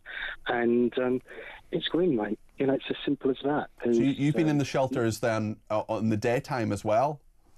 Now, yes, afraid so. Yeah. Nearby, last night, a block of flats and a coffee shop were taken out. It's very hit and miss, and sadly, they're purely targeting civilians. There's nothing in a military way anywhere near us. But whereabouts in Israel are you? We're just it's really just outside Tel Aviv. Okay. We're just outside Tel Aviv. But this is really how everybody in Israel is living at the moment. I spoke to Naftali Bennett a little bit earlier on, and he was talking about his family have been in these shelters as well. This really is basically everybody in Israel, isn't it? It's everybody. I'm looking out to what would normally be a busy thoroughfare, shops, streets, etc. There's not a soul there. Mm-hmm. You know, there's a car park with not a car in the car park. Everyone, no schools are going. It's a horrendous way to live. And of course, we would like to get home, but we can't. The airspace is closed. There's no flights. There's not much we can really do. And the advice I've had, because I have contacted the Foreign Office, is just bunker down and stay in the bomb shelters. Don't go too far away. Yeah. So it's grim, mate. Both of us have had to, as we've known each other for so many years, you know that I've been in different circumstances. I've never been in anything like this at all. No, never anything like this? No, never anything like this, and I'm not embarrassed or afraid to say I am scared. You are scared, okay, yeah. And How old is your youngest grandchild, Lee, and how do you even explain what's going on to them? He's in one of the youngest ones. Jordan is in the picture that I sent across from the bomb shelter, and to a certain extent, you are explaining what's going on. You can't not with bangs and missiles landing and going off and the Iron Dome going up. But I'm not convinced they fully understand sort of the danger we're all in. And it's probably better that way. Yes, it's particularly scary for kids at night because during the day it's just everyone's together. But in the bomb shelter, for instance, the one at 4 o'clock this morning, there was almost a real silence in the bomb shelter. There wasn't. So it started off first night. There was banter. People were, trying to cheer each other up. By last night, that's gone. It's just everyone realises the circumstances we're in and how serious it is. Can everybody go into the shelters? Every Israeli citizen, no matter what their background? Right. Well, first off, every single flat built, every single home in Israel has a safe room where people can go into in their own houses. But the bomb shelters they're open to everybody. If somebody needs to come in, they can come in. Doesn't matter what religion they are. Doesn't matter if it's an Israeli Arab. Everyone's in, whatever the religion, race or creed are. It's protection for everyone because the missiles don't seem to discriminate. You're absolutely right. And what's the atmosphere like in those shelters? Because you're sometimes there for a short time, sometimes there for a long time. When you're there for a short, just to talk you through exactly what happens, and I don't know if Natalie explained this or not. No, go ahead, take your time. Right, we have an app on the phone. The app tells us, go to the bomb shelter. Wherever you are, don't go too far away, get to that bomb shelter. You then hear the sirens going off in the street. You've got 1.5 minutes to get to the bomb shelter. When you get to the bomb shelter, you just either stand or sit down and wait. And you're right, we've been in there. I think the longest we had to go in the bomb shelter in one stretch was best part of an hour. And other times it could be the missiles come in, land, no further missiles being detected. You can go outside, but you can't go far. I mean, we haven't gone more than, I don't know, 200 metres from where we are. Yeah. And we've been here since Thursday. We were the last flight in before it's all started, and I'll be honest, Peter, if we'd have known, even though we were coming for our grandson's bar mitzvah, we would have not come. Has he been able to have the bar mitzvah? It was meant to be today. It's been postponed. They're going to try again on Thursday. But to give you an example, the wedding that I referred to, one of them last night had 6 people at the wedding. Right. There's a wedding that actually took place in one of the shelters. Yes, that's correct. Yeah, it took place in a bomb shelter because the resilience of the Israeli people is amazing. They're not going to let this. Israel will prevail. You know, we are seeing attacks coming in. Forget the fact of what one thinks, what one's politics are. There's a difference between attacking military targets and attacking civilian centres. As I say, there is no military base or any facilities anywhere within miles and miles of where I am, yet we're still getting missiles coming in. Lee, we're thinking about you, we're thinking about your family, we're thinking about people who have nothing to do with politics, who are just there. You're there to visit your family, your grandson's bar mitzvah. Yep. I also want you to know something else, Lee. I don't fill in for Julia Hartley-Brewer very often, but I'm doing that today. And it's kind of a big deal because she's got a really big show and it's an important show for this network. And sometimes, you know, you just want that little bit of extra confidence. You just want to feel a little bit more sort of happy about yourself when you're filling in for somebody or you're stepping up in a job. Well, you know the shirt you bought me a few years ago for my birthday? I'm wearing it today because I wanted to feel better and I wanted to know that someone who is a good friend and has always been on my side is in my thoughts today. Peter, before we go, I want to tell your listeners, you're not just a friend, you're the tops. And people should recognise what a good person you are, what a fine person you are. And good luck for the show this afternoon. Thank you. I hope maybe we can do an interview when I'm. Let's get you safely back to the UK as soon as possible. Let's get you in the studio and you can tell us your thoughts. Lee, I really appreciate it. I wish you and your family well. That's Lee Scott there, who is my friend, former MP. He is near Tel Aviv and has been in those bomb shelters for 4 nights running. We saw the picture on the screen there of him and his family, and he's been telling us all about that. lots to discuss, including what Paul Richards has said, quite a number of people who have been in touch. Richards is an absolute disgrace, Peter, says Mark in Southampton. Keep pushing the far-right bandwagon line. He needs to apologise or better still resign. I think you're referring to Keir Starmer there. I mean, we were told time and time and time again, calling for an inquiry on these rape gangs was wrong, it was racist, it was far right. We will return to this, of course, and let us know your thoughts on all of it. 0344 499 1000. Stay with us.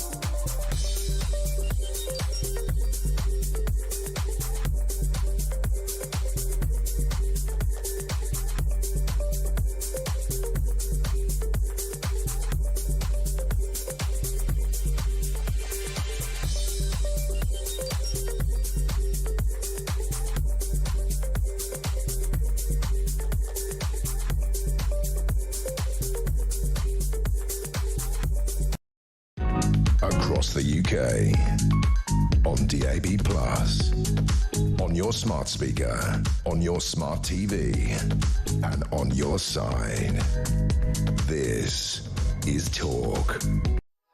Well, I just want to remind ourselves what Labour have been telling us about people who've been calling for this inquiry. There are some very, very senior politicians, including the Prime Minister, including the Chancellor, including the Health Secretary and the Culture Secretary, who over the last year have been telling us what we should think about ourselves, what we should feel, and how we should be branded far right for saying that there should be an independent inquiry into these rape gangs. This is what our politicians have been telling us on a number of different media, including yesterday, when Rachel Reeves, the Chancellor, told Sky News that it wasn't about the feelings of people being hurt, it was about the victims. She's right in that.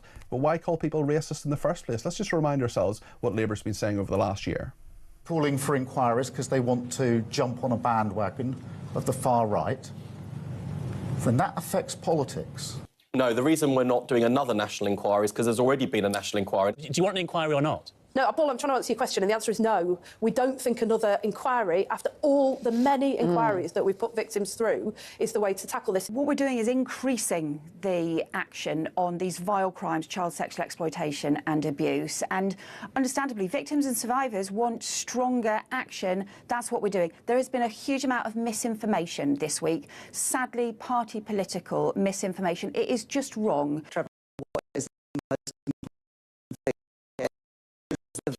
Yeah.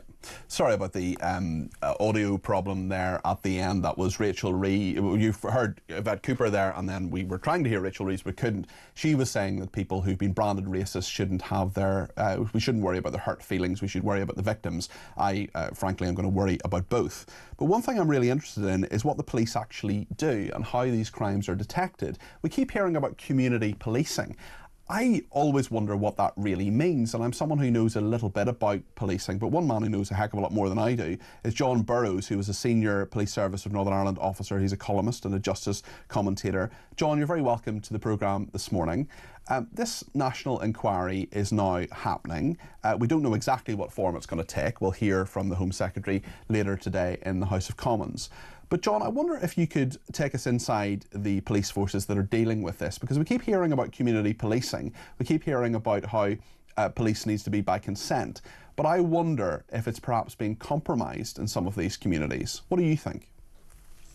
Oh, absolutely. The concept of community policing by consent, is that you're working in cooperation with the law-abiding majority of citizens, that policing is approachable, it's responsive, it listens, it treats people fairly, it explains what it's doing as best it can. But what policing with consent isn't is policing with permission. What it is not is sacrificing doing the right thing because of some potential adverse consequence. Good policing with the community manages consequences of what you do. It does not allow you to become managed by the consequence. And one of the problems here has been that a fear of being branded racist, a fear of damaging cultural relations, has stopped the police doing what they should do, which is to enforce the law without fear or favour and to protect young people and protect citizens. So they've almost got community relations back to front. And instead of actually managing the tensions that might result from doing this investigation, they have avoided doing what they should do for fear of those negative consequences. John, I wonder, I mean, you're an expert in public order, you've policed Northern Ireland for a long time as well. We've seen community policing there, I think, sometimes being compromised, sometimes community leaders, some with nefarious backgrounds perhaps, actually sometimes telling the police what they can and can't do. I wonder on a wider scale in regard to these gangs, whether the police actually know their communities sometimes, whether they can be informed, whether they can really properly get to the heart of these issues, rather than simply being told, perhaps, you're racist, you're saying the wrong thing, you're being culturally insensitive, when actually what is straightforward and what they should uphold all the time is the law. Yeah, you often end up with gatekeepers. So you will have people of influence in a community that, instead of allowing you to understand what the community feels and is thinking, will actually tell you what they think you need to hear. And that will be the same throughout the United Kingdom. I often hear, when we're talking about, for example, disorder in parts of England, you see senior police officers saying, well, we're engaging with community representatives. Often those representatives are not representative of the community. They are a small number of people who become empowered by a kind of docile approach that the police take to them, and they are empowered and actually don't hear what's really going on in those communities. So, you know, this is a really good example. And this fear of being labelled racist is, I think, a national disease that is not just damaging, in this case, individual vulnerable children, but actually is a risk to national security. If you look back, the similar thing happened, the Manchester Arena inquiry. I actually wrote this down just to get it word for word before I came in. A security guard was told by a member of the public that the bomber was in the vicinity and acting suspiciously.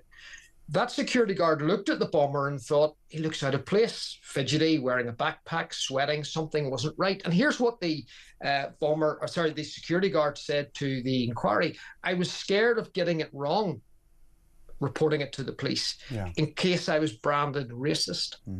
And you see, this has caused a massive fear.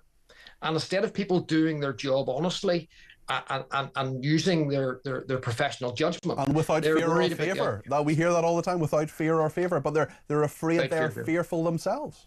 They're fearful themselves, fearful of being branded a racist. And then the other is not just the fear of being branded a racist, it's the fear of not being supported by your line management and your authorities. And so when you have a Prime Minister who is calling those who want an inquiry that would be fearless and get to the truth as playing to a far-right agenda, you can see that this comes from the very top. And this is where community policing has got itself back to front. And it actually becomes a disabler to proper policing instead of what it should be, which is an enabler. What actually good community policing would be is the police would be all over this like a rash. They would have good lines of intelligence. They would understand, really closely working with their partners like children's homes and other statutory agencies. They would have, inroads into that community that really understood that there was a disproportionality amongst Pakistani men. Not all men, actually, the vast majority are not into this, but would understand the disproportionality, would understand the risks and vulnerabilities, and would then be able to gather that intelligence. But instead, they did the opposite, and that was to take the easy way out and not look at this with sufficient curiosity. And Baroness Casey herself expected to explicitly link the grooming gang problem to men of Pakistani origin and say that white British girls who were targeted were institutionally ignored for fear of racism. It's just happening still to this day, and it appears that Baroness Casey, what she'll say later today or later this week, absolutely backing up what you're saying there, John? It is a problem that has stalked us for years. It is political correctness gone mad, and it is a real, and that's why I've said it's not just a matter of individual safety. These were the most vulnerable girls in society. And by the way, a bit like a burglar goes and targets homes, they don't simply target any home. They will target homes that have the least security, that are the easiest to get in and get out. And the people who target these young girls choose those who are in the care system, choose those who have difficult family dynamics, choose those from areas of social and economic deprivation, because they're less likely to have the support networks, the parent who's checking their phone, less likely to be believed. And what did you see here? The police actually fell into that trap, because when the girls reported it, well, they're not of great character. Oh, you're not credible. You're not believable. Well, they labelled some of them prostitutes. Final question, John. Can we get out of this? Can we fix this as a cultural, as a policing cultural problem, a societal cultural problem, where we don't say things for fear of being branded racist, where we actually do proper community policing and do this quite literally without fear or favour? The answer is yes, we can, but it requires a huge job of work, of leadership, of change of culture, and a massive plan of action. And that needs to go through, like a stick of rock, it needs to go through the centre of that stick of rock, and it needs to be a national strategy. How do we change that? And actually, those at the top of our institutions, like prime ministers, chief constables, leaders of councils, they have to set the tone and say, as long as you're an honest citizen, you will be supported if you raise concerns, that we're not going to throw people under the bus if there's consequences like racial sensitivities. And we're going to actually be colourblind as a society. And without fear or favour, go for justice. Yeah. Yes, we'll manage the outworkings of that, but let justice be done if the heavens fall should actually be the mantra that we all follow, from the media to the police to council leaders, and particularly those in power and Parliament. John, thank you. That's John Burrows there, columnist and justice commentator, former senior officer in the police service in Northern Ireland. Thank you to Rob in London, who sent me a message saying, "Morning Peter, great show. I truly don't trust this lying government to conduct a proper and open review of the rape gangs. Nothing any of them say is believable, as they gaslight us constantly, and Starmer and Cooper both have no moral integrity, in Rob's opinion, whatsoever. And this is quite obvious by their past rhetoric on this issue. Charlatans, the lot of them." Jane said people were never far right on this issue. People were just right far too often. On Israel as well, Paul in Horsham says, an earlier caller referred to the problem being the occupation. This is a common accusation, but the reality is Israel was created by the UN in 1948 along with an Arab state. The Israelis accepted this compromise, but the Arabs did not, and immediately attacked with the intention of destroying the Jewish state. They lost land in the process. If you start wars and lose, that is the consequence, says Paul. Nadine has also been in touch on Lee Scott, we spoke to a few minutes ago. What a genuinely lovely person he is. I could hear fear in his voice yesterday, but I'm glad for him that he has voiced that today, because I hope the relief of sharing his anxiety with you and all of us will make him feel a little bit less alone. I pray for their safety. And a message from Jerusalem from Judith, who says, as a mum of 4 young kids running to the shelter at any given moment, I would love to call one of your presenters, but unfortunately the phone number doesn't work from Israel. Please let me know if there's another way we can get through. Well, Judith, you have got through. You've got your message on the air, and thank you for it, and we wish you and your family well. A reaction to Paul Richards as well for Brad in Cambridge. He says, please tell Paul Richards, just because he thinks the Tories are being hypocritical, that doesn't mean they're wrong. He's just hiding behind whataboutery to avoid criticism of his party. And quite a number on Naftali Bennett as well, a great ambassador, says one person. And yeah, quite a lot on Hamas. We'll come back to that as well. But I want to talk more about the rape gangs. And Lorraine in Chelmsford has given me a ring, 0344 499 1000. Lorraine, you're very welcome to the programme. What point would you like to make? Thank you, Peter. Over the years, if you try to discuss what we used to call grooming gangs, I think to make light of the sadistic nature of it, when they're only just calling it Pakistani rape gangs, you were actually called racist, because the intent was to group this as one whole. Well, within the last year, Lorraine, within the last year, the Prime Minister of this country said if you wanted an inquiry to this, you were jumping on a far-right bandwagon. That is what the leader of this country said about you and said about me. Well, I know, because they didn't want it discussed separately. They wanted it put under one big umbrella of, I think, CSE, child sexual abuse. you were called racist if you actually tried to talk about that individually. I don't think people have realised, actually, the sadistic nature of what's gone on. Even the J report, and Jess Phillips recently was trying to discuss it as one big whole thing.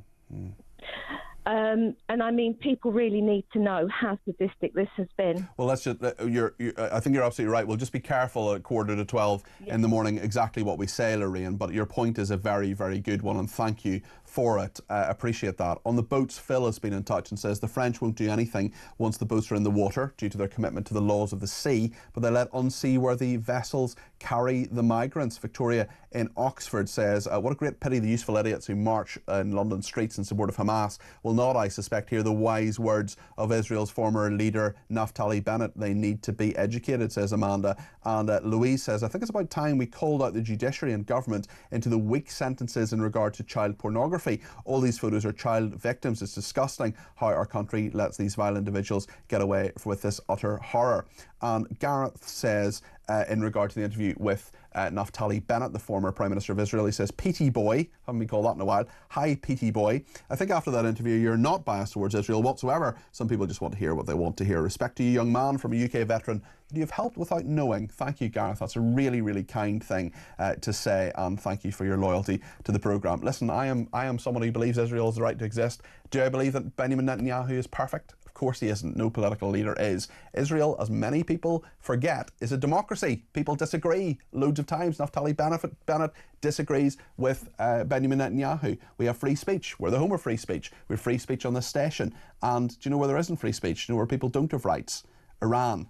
So why are there people on the streets of this country waving Iranian flags? Do they know, for example, that women can't go to school? Do they know that women can't get jobs or be elected to Parliament, for example? Do they know that they throw gay people from the top of buildings to kill them? Would they be flying that flag if they knew that? Are they ignorant or just willfully ignorant? That's the question I want to ask. We're talking in just a second about Romeo and Juliet. It's been hit by a trigger warning. Audience have been informed that it features violent scenes and death. Yes, really. Trigger warnings for Shakespeare. A legend of the stage and indeed the screen, Charlie Lawson, aka Big Jim McDonald from Coronation Street, will be with us in just a second, so he will. Stay with us.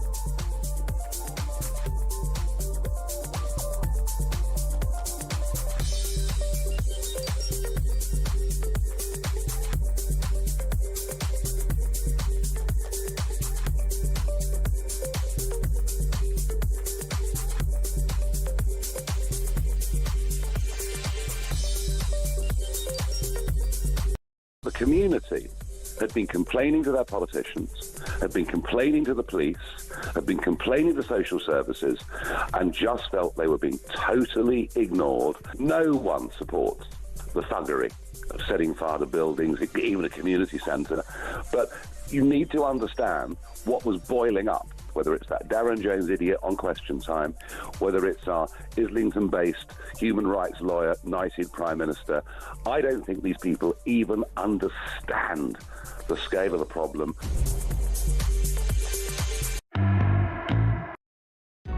Across the UK, on DAB+, on your smart speaker, on your smart TV, and on your side.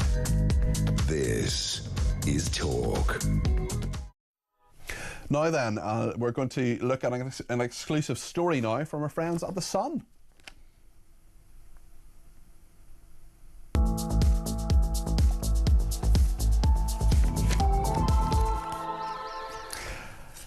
On Wikipedia, we're going to look at this story, which is about about Shakespeare, about Romeo and Juliet. There's been a trigger warning, yes, really, because a production of Romeo and Juliet has been hit with a trigger warning because audiences have been informed it features violent scenes and death. Sorry to spoil the story for you if you're not familiar with Romeo and Juliet, but I've heard it's sort of young doomed lovers and everyone dies at the end.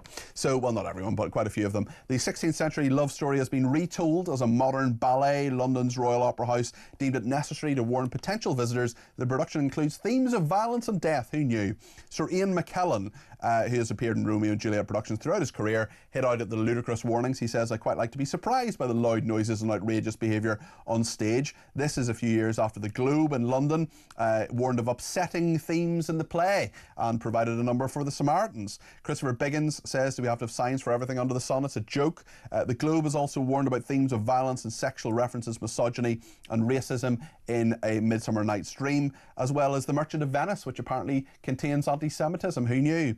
The University of the West of England in February also slapped over 200 trigger warnings on another of Shakespeare's work, The Tempest, and apparently there's bad weather in The Tempest, and a trigger warning needs to be told. I would have thought the clue would have been in the title there. Now then, Charlie Lawson, you will of course know as Big Jim MacDonald from Coronation Street, but of course he is a trained actor. He has crept the boards for the Royal Shakespeare Company, the National Theatre and the English Shakespeare Company as well. Charlie, what a load of old nonsense. Well, you put it very politely, Peter, and I am aware of the time of this show. Yes. You will know exactly what I think of the whole thing, and it's and it begins with SH.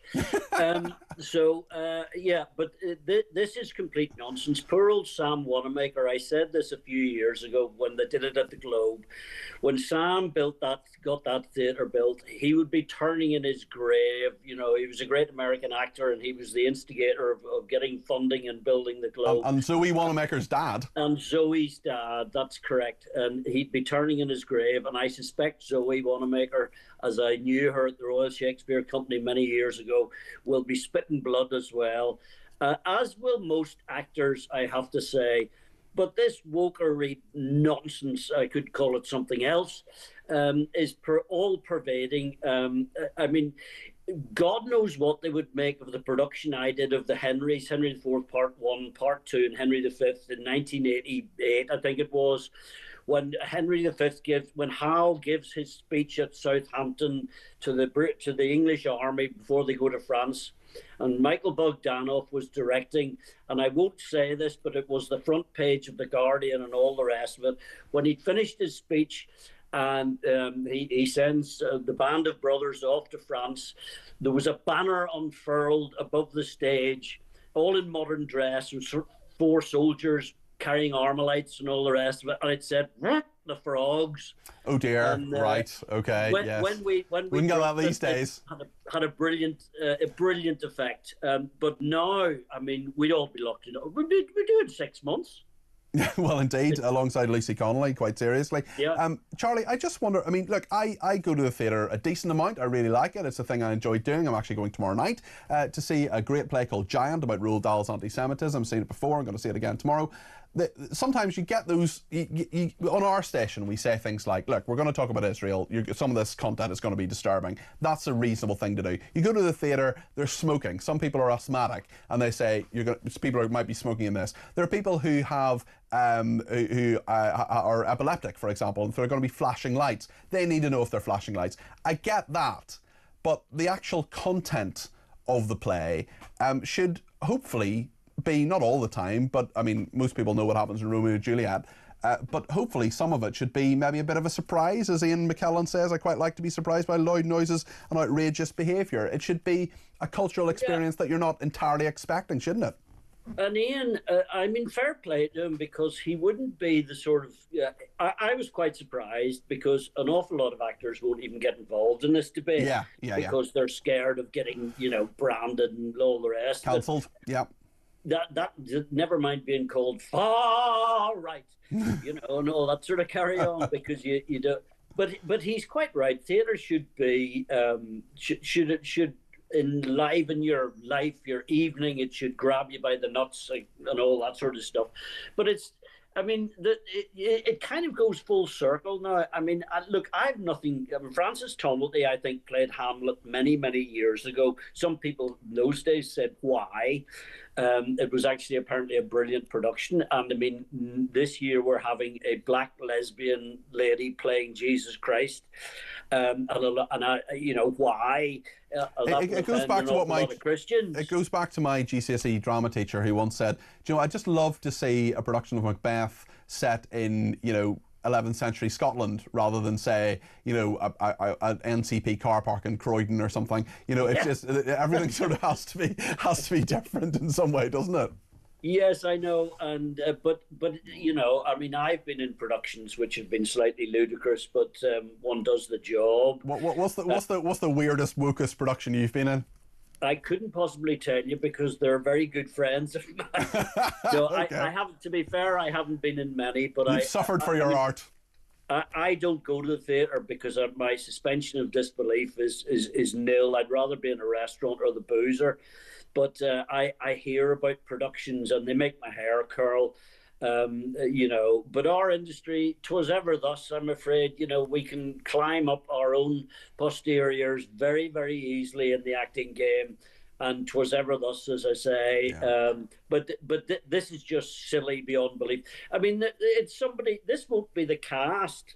Rest assured, this will be some idiot on the Arts Council because you know, who earns £55,000-60,000 a year and has to vet productions, and poor wee souls who come to watch Romeo and Juliet have to be told, you know what I mean? Yeah. For Christ's sake, I mean, they were illicit lovers in the first place. Yes, exactly. You know what I mean? Well, indeed. You know. I actually went, speaking of Ian McKellen, I actually went to see him in King Lear. I think it was the Old Vic. It was a few years ago, and he was naked on stage in the Heath scene. And I went with, you know, these people, Charlie, who are sometimes sort of book smart but not street smart. I went with a very good friend of mine who has a master's degree from Oxford University, and we were in the interval, and she knew Shakespeare but she wasn't familiar with King Lear per se, and I said, "What do you think?" And she said, "I think it's really good, you know, Ian McKellen's brilliant, really fantastic, but Peter, I just have to be honest, I just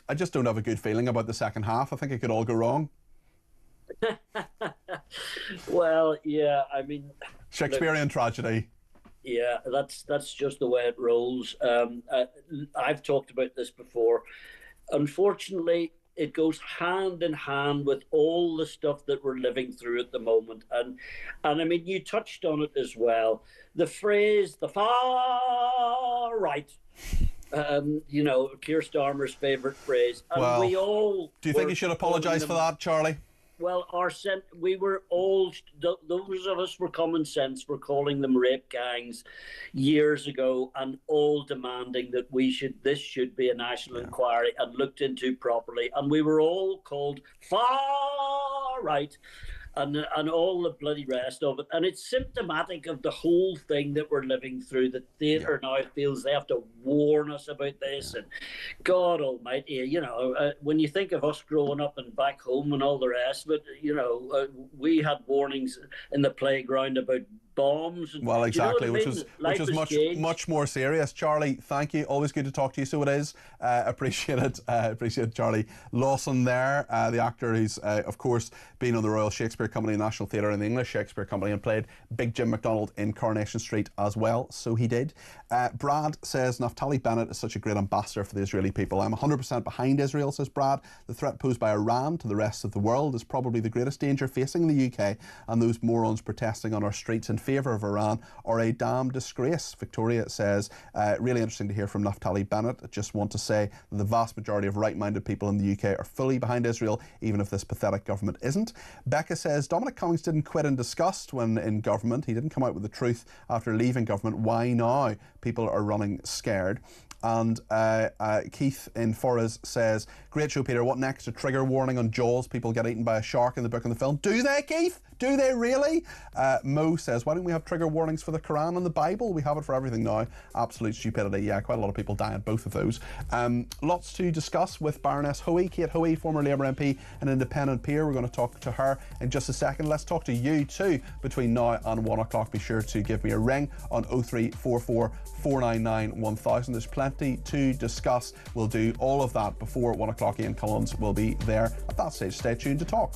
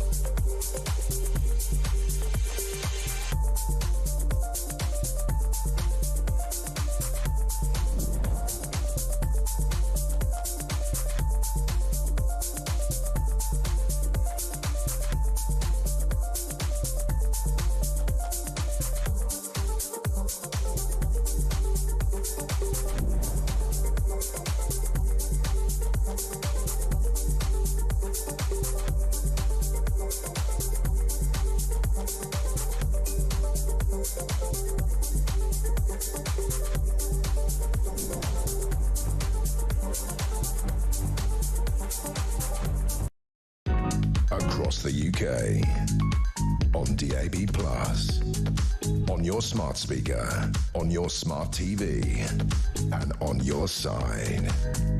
This is Talk.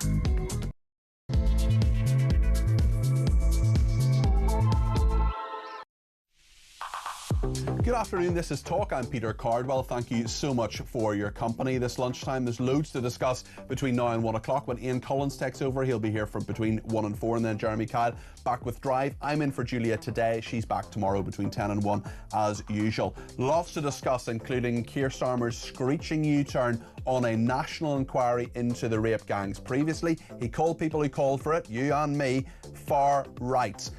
Was he wrong to do so? Should he apologise? What do you think? 0344 499 1000. We'll talk to Baroness Hoey in a second, Kate Hoey, about all of that. Also, Macron, they're talking at the moment at the G7 in Canada about the issue of migration. 1,500 migrants crossing the channel in the last 4 days. We'll talk about Israel as well, with a US guest on Israel and Iran. Really interesting development, actually, in the last hour. Israel's defence minister has rowed back on his earlier comments, insisting that the residents of Tehran will pay the price for Iranian strikes. Israel Katz has also labelled Iran's Supreme Leader, also previously labelled the Supreme Leader Ayatollah Khamenei as a cowardly murderer. That was this morning. Clarifying his comments, Katz said there's no intention to physically harm the residents of Tehran as the murderous dictator does against the residents of Israel. Instead, he said the residents of Tehran would pay the price of dictatorship. He also told them they will need to evacuate their homes and areas necessary to attack regime targets. A war of words and and of rockets and bombs. We'll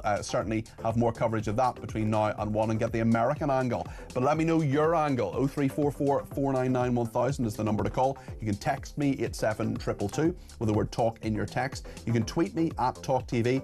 Follow me at Peter Cardwell. And remember, there are 3 ways you can use the main number to get in touch. Send me a voice note. Send me less than a minute, please. Send me a WhatsApp text message or give me a ring on 0344 499 1000. Stay with us here on Talk.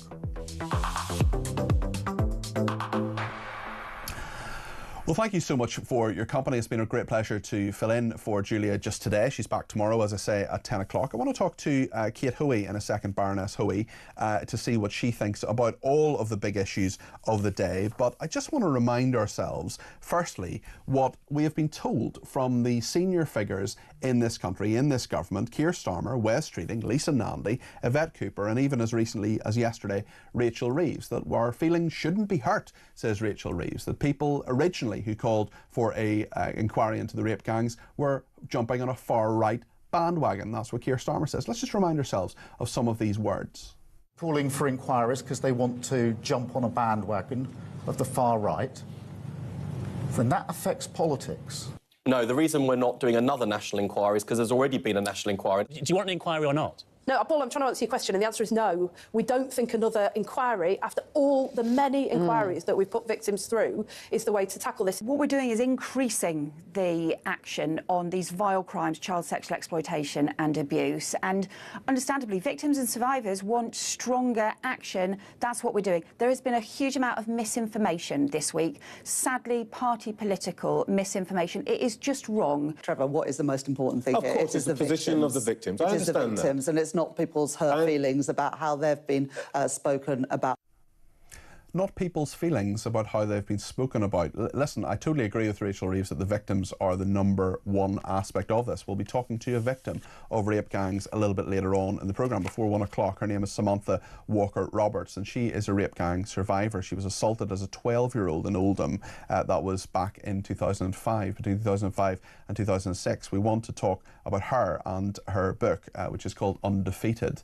But also, don't the people who were labelled by the Prime Minister far right, jumping on a far right bandwagon, don't they perhaps deserve an apology? Well, the Shadow Home Secretary, Chris Philp, certainly thinks so. He spoke to Mike Graham earlier on this morning. This is what he had to say. Well, I think, first of all, Keir Starmer should apologise for smearing campaigners like me as far right for calling for this inquiry. He can start by apologising, and then we need to make sure those accountable, those responsible rather, for covering up these disgusting crimes, simply because the perpetrators were mainly of Pakistani origin. They covered it up for that reason, and those who did that should be held to account and, in my view, prosecuted for the offence of misconduct in public office. And those people who covered this up, senior police officers in some cases, local council leaders, leaders of social services, they should be prosecuted and imprisoned for deliberately covering up these disgusting crimes because they cared more about so-called race or community relations than they did about protecting vulnerable young girls. Yeah. Thank you to John in Carmarthen, who has sent me a WhatsApp to say, my wife called me far right and a racist over the rape gangs. She won't apologise either. I wonder who'll apologise first, John, whether it's Keir Starmer or your wife. Let's speak to Kate Hoey, Baroness Hoey. She's an independent member of the House of Lords. She's a former Labour MP. Kate, thank you for joining us this morning. We're making it a fully 45-minute guests, all being from Northern Ireland. We've had Charlie Lawson, we've had John Burrows, now we have you. That is not by design, but you're very, very welcome, of course, as always. On a serious note, Kate, this rape gangs inquiry, will it help solve the problem in some way? Is it too late? What are your views on that?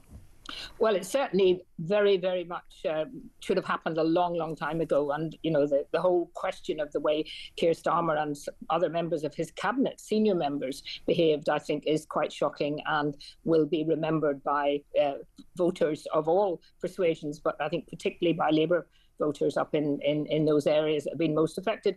I mean, I hope this will really get to the truth of the most important thing, of course, for the victims is to make sure that those who covered up all those years are actually exposed.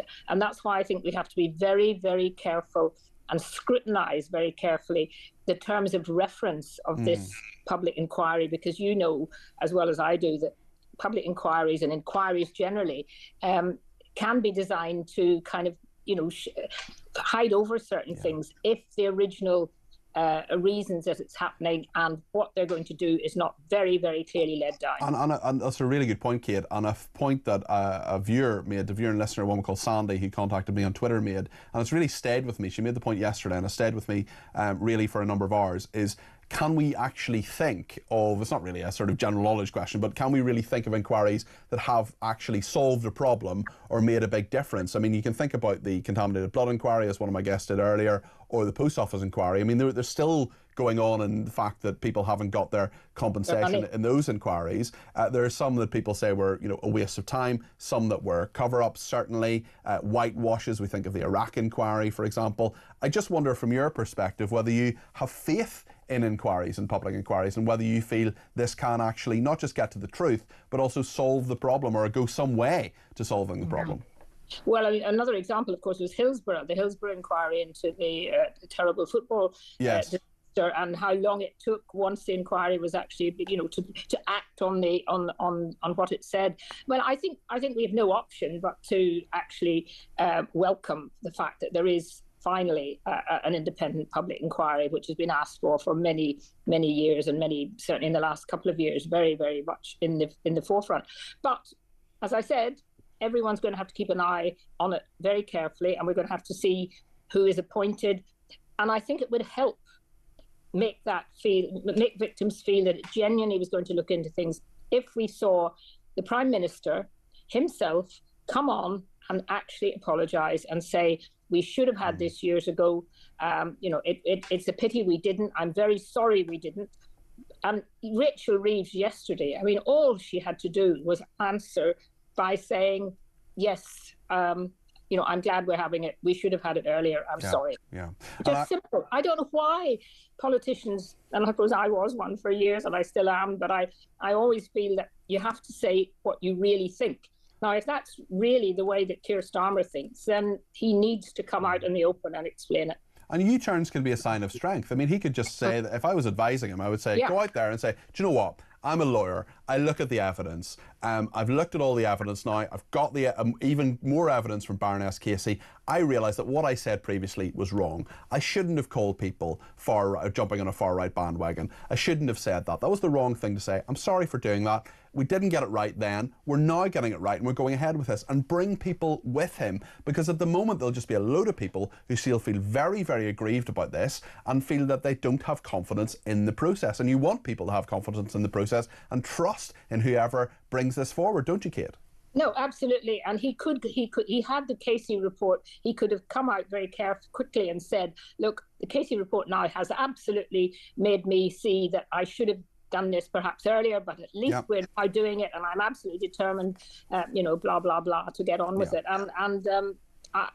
He really needs to do something, because those pictures of him this morning, I think, which saw him in Canada walking through and looking at lovely scenery, that might be very nice for him, and it might be nice for the Canadians for tourism, but it's not actually helping the victims. And it helps reinforce the impression that he is very, very far away from many people, not just physically. I wonder, we talked about things west of here. What about things east of here, Kate, in regard to the Middle East? There's so much going on. We spoke to the former Prime Minister of Israel, Naftali Bennett, earlier on, and he has actually criticised Keir Starmer in regard to the censure of those two Israeli cabinet members that are in coalition with Netanyahu. They're not nice people. They said horrible things, but whether that's the right course of action, Naftali Bennett thinks no. In regard to what's happening with Iran and what Israel is doing, what do you think, Kate? Well, I support what Israel has done, because I do genuinely believe that while Iran has the capabilities of nuclear weapons, Israel certainly won't be safe, and ultimately that could spread to other places. And the Iranian regime is a horrifically awful regime that we need. But my view on it probably is that I hope that what's happening will lead to the increase in Iran, which there is, of course, a very, very large numbers of people who oppose the leadership of Iran, but can't do anything about it because it's such a, if you speak out at all, you're probably killed, not just put in prison. That's right. So but I do think that, Keir Starmer coming out and just sort of calling for restraint is what he seems to do on every international issue. And that's fine. We can all say, look, restraint. But ultimately, Israel is the only democratic country in that part of the world. And I think it's the wrong time to be sort of stepping back and trying to look as if you're sort of sitting on the fence on it. Kate, thank you. That's Kate Hoey there, Baroness Hoey, who is an independent peer, former Labour MP as well. Thank you for joining us on Talk. Thank you to Matt in Seaford as well, who's been in touch on WhatsApp. He says, I really like Dominic Cummings, but for something so serious, he waited 14 years to mention it. Just about sums up the joke British politics is. What a disgrace, says Matt. Well, listen, I agree with a lot of what you say there, Matt. I suppose the point I would make in Dominic Cummings' defence is that he did push back at it at the time and did try within the Department of Education, when he was an advisor there, to actually say to the people who wanted to cover this up that they couldn't cover it up, and he took a lot of action there. But yes, he probably should have gone public before now. Let's speak to Richard in Tunbridge Wells. Richard's given me a ring on 0344 499 1000. Richard, you're very welcome to the programme. What would you like to say? Yes, good morning. Thanks for having me on. Hi there. Hi there. Just following the rape inquiry, over these horrific few months and starting to read the court documents, it seems to me that when the Casey report is finally released, if that's next week or whenever it is, that the nation is going to be shocked to such a degree that it will be inevitable that the likes of Rupert Lowe and others will call for a review of the death penalty and capital punishment. And it seems prudent to me to at least consider a referendum on capital punishment to run alongside the rape inquiry, although we don't know how long that will take. What that would do would allow the people to have their say. It would send an incredibly strong message to those who would come to our country and harm our children. And it will also, as Keir Starmer likes so much, remove any responsibility from him and the decision-making process. And we either do it or we don't. And if we don't, there's our answer. How would you vote, Richard? Well, it's an interesting question. I've really been mulling over this because I've always been against capital punishment. My view is that you don't punish someone for something by doing something worse or equally. I just don't think it works. I just don't think it's a deterrent. Well, you may not, but I think many people in these communities do. And they come from cultures where this is routine. I'm afraid Pakistan has a rape culture. Those aren't my words. But aren't we saying, shouldn't we say, Richard, that we're better than that culture, that we don't put people to death for crimes? We let them, in reasonably humane conditions, lock them away and let them rot in prison? Unfortunately, if you're dealing with people who do not contemplate or understand what humanity is, you have to review the situation. When we came up with these laws, the same as when we came up with animal welfare laws, we weren't dealing with this epidemic of rape of children. Let's not forget what's gone on. Absolutely. We spent decades putting together our animal welfare laws, and I've been thinking this for years. Why on earth is halal meat allowed? This is not British. People are always going on about... It's kosher meat as well. No. There's about six... I agree, and there's a debate to be had there too. Yeah. We allowed that very well, quickly. it's basically all kosher meat, and it's about 40% of halal meat. So no, I'm against both of those. I think neither of them should be allowed. How has it been allowed? How easily? How shameful of us! How easily we've abandoned our values that we spent decades compiling, just so that we can appease a tiny minority of people, supposedly, many of whom are aggressive towards our culture and don't like us. Why are we so accommodating, and why have we abandoned everything that we apparently believe in to become the great country that you speak of, and that we're better than this, and all of these things? Yet we allow animals to be ritually abused, put through agony. I mean, no, we're going off topic. That's here, okay. Yeah, That's okay, Richard. You're making a lot of sense. Yeah, I'm fully against that. It's just that we are going to see in this report, and as this inquiry, I mean, a lot of people that use the term racism, whenever I ask them, have never read a single line of a court document about what these little girls endured. I'm a dad. I've got a little girl, and it is sickening to the core. This is beyond disgusting, beyond crimes that we, as a modern country that You know, we haven't had, you know, World War II we always talk about, but we've had generations of people, me included, that haven't really understood true hardship. We're facing an enemy within now, a serious. And I want to. I agree with you on so much of what you're saying, Richard. We're not going to agree on the death penalty, but I agree with you on so much else what you're saying. I want to ask those people waving Iranian flags as well at the weekend on those pro-Palestinian marches, holding up signs supporting Hamas and Hezbollah. Do you know what these organisations do? Do you know what they do to liberal people like you? Do you know what they do, or what you would say you're liberal? Not you, Richard, but the people in these marches.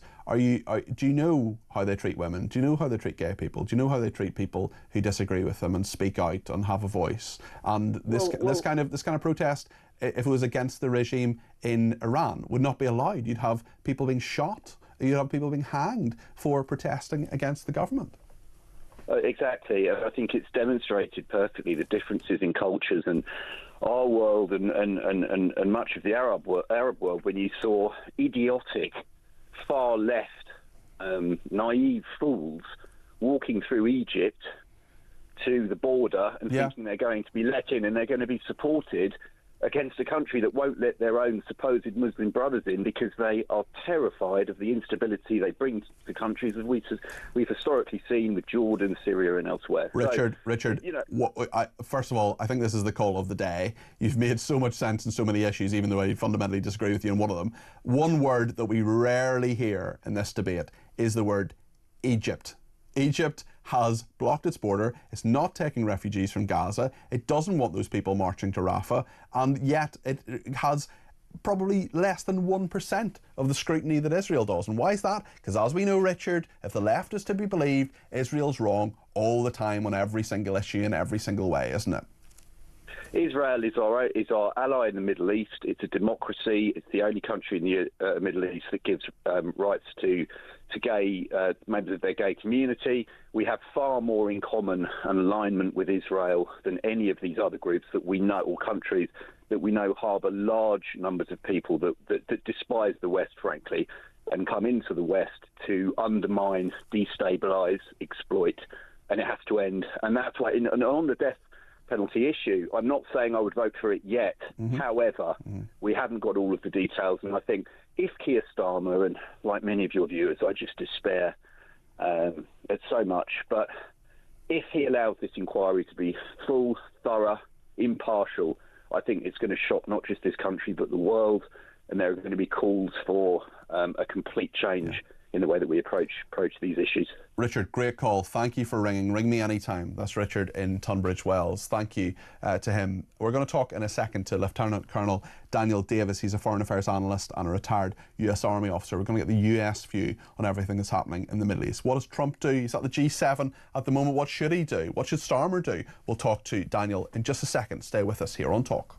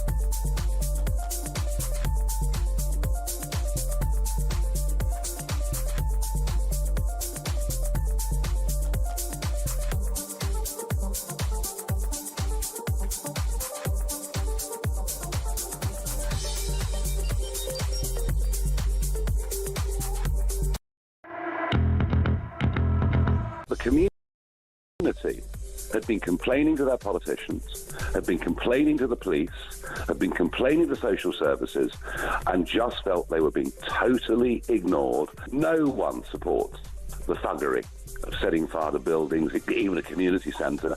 But you need to understand what was boiling up, whether it's that Darren Jones idiot on Question Time, whether it's our Islington-based human rights lawyer, knighted Prime Minister.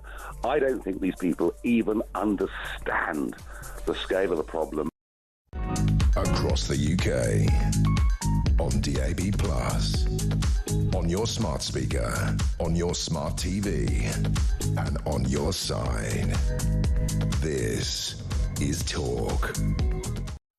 Thank you to someone on Twitter who says the death penalty won't be a deterrent. He or she would never do it again. So my opinion is bring the death penalty back. Another person says Keir Starmer needs to explain why a month ago it was a far-right bandwagon and now it's Labour policy. It's a very fair point.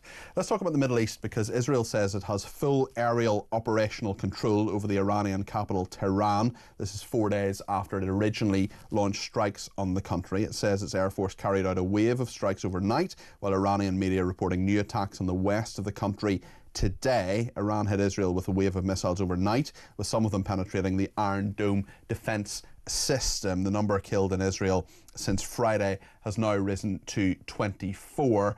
There are something like 464 people injured. These figures, of course, change all the time. Attack sites are searched and so on. In Iran, since Friday, the death toll is currently 224. The big question, of course, is not just what Israel does, not just what Iran does, but what do the Western allies of Israel do? What does Keir Starmer and Donald Trump do? Well, they're in Canada at the moment at the G7. The 7 most powerful nations on earth are debating at the moment. Let's get an American perspective live from Washington, D.C. with Lieutenant Colonel Daniel Davis. He's a foreign affairs analyst and retired US Army officer. Daniel, thank you for joining us today. I know it's very early where you are. Tell me your thoughts on, first of all, on how the US administration has dealt with this. We had Marco Rubio, the Secretary of State, for example, being at pains to say this was unilateral action by Israel.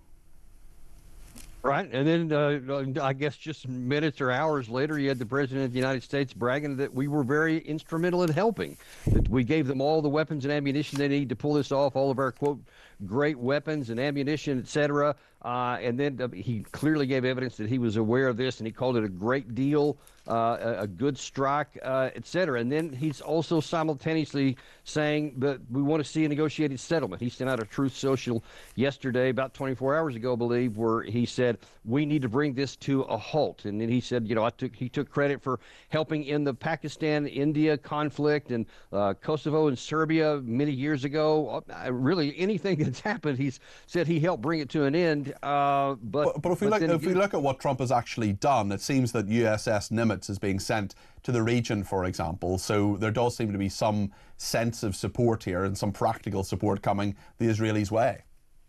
Well, certainly, and that's on top of what's already been at Diego Garcia, where we have B-2 bombers. We have quite a number of other aircraft. We even have some ground attack aircraft, the A-10 Warthog. And there's been some additional destroyers also sent to the region recently. So it's definitely sending some vibes that he's ready to help out Israel. But there is within the president's party here, the Republican Party, a huge split between what White House should do, and they're all putting pressure in the opposite directions on Trump. One says, yes, let's go all in. Let's help or Israel today. Let's join in the fight with them. The other says, run from a fight. Don't even get close to that, like Tucker Carlson and many others. It's not just Tucker. He's maybe the biggest headline. And so Trump seems to kind of be shifting one way a minute and then shifting a different way in a minute, et cetera.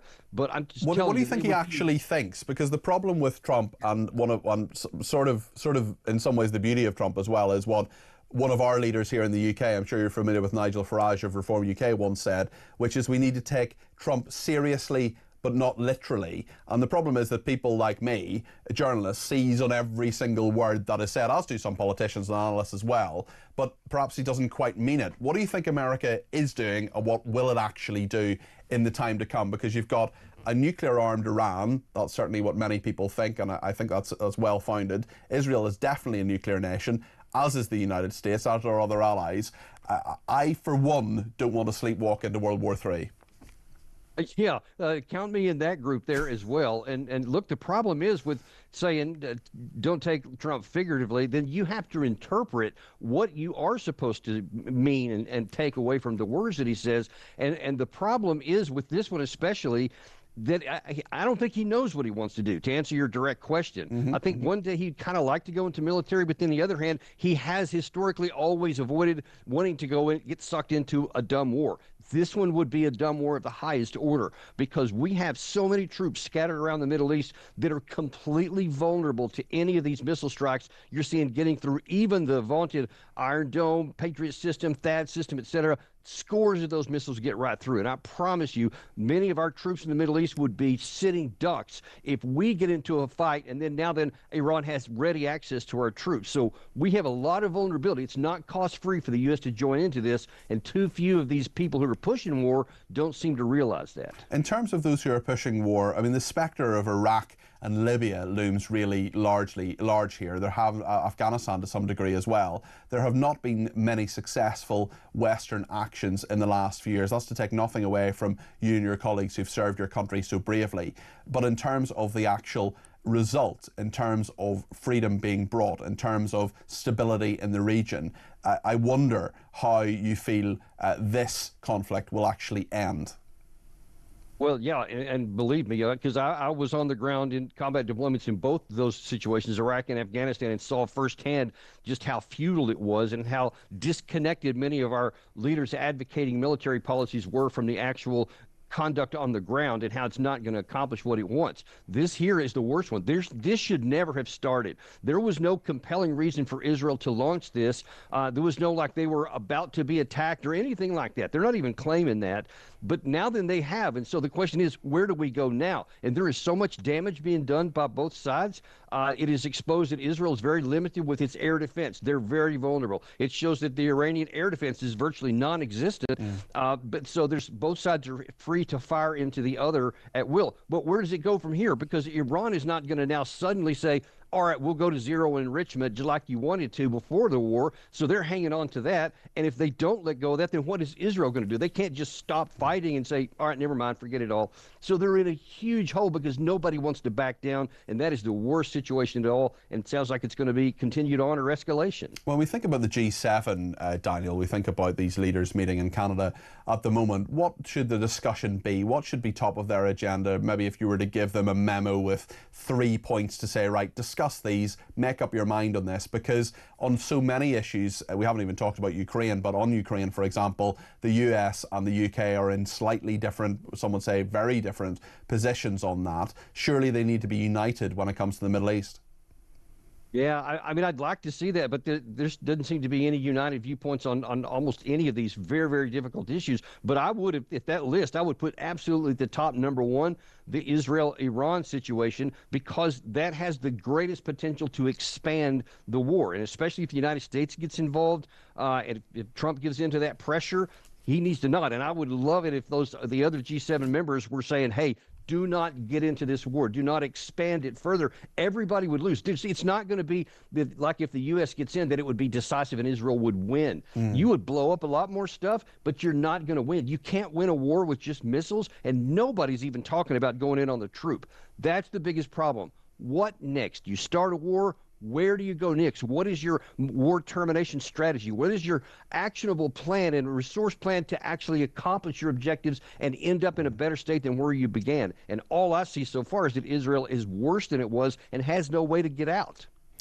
I completely agree with that. It'll be really interesting to see what happens. That's Lieutenant Colonel Daniel Davis, Foreign Affairs Analyst and retired US Army officer. And it comes to Ukraine as well. There's so many people banging the drum in regard to Ukraine. There's so many people who say more weapons, keep fighting Russia. How does it end? What is your strategy to extract yourself? That is a question we need to ask on far more than we do, both in regard to the Middle East and Ukraine and any other conflict. If you're going to start it, How are you going to end it? We're going to talk in just a second about our main story today, which is, of course, about the rape gangs and the inquiry. We're going to get more detail from Yvette Cooper. She is the Home Secretary. We'll hear that in the House of Commons later on today, possibly during Ian's programme, but I think more likely during Jeremy's programme. I'm not sure if those timings have actually been sorted yet. They only sorted on the day in Parliament. But in the meantime, lots of reaction, including from Lancashire Lad, who says an inquiry will give Labour the excuse not to answer questions until the inquiry reports. I wonder if this inquiry will be fixed only to report in 2029. Labour will be thrown out by then,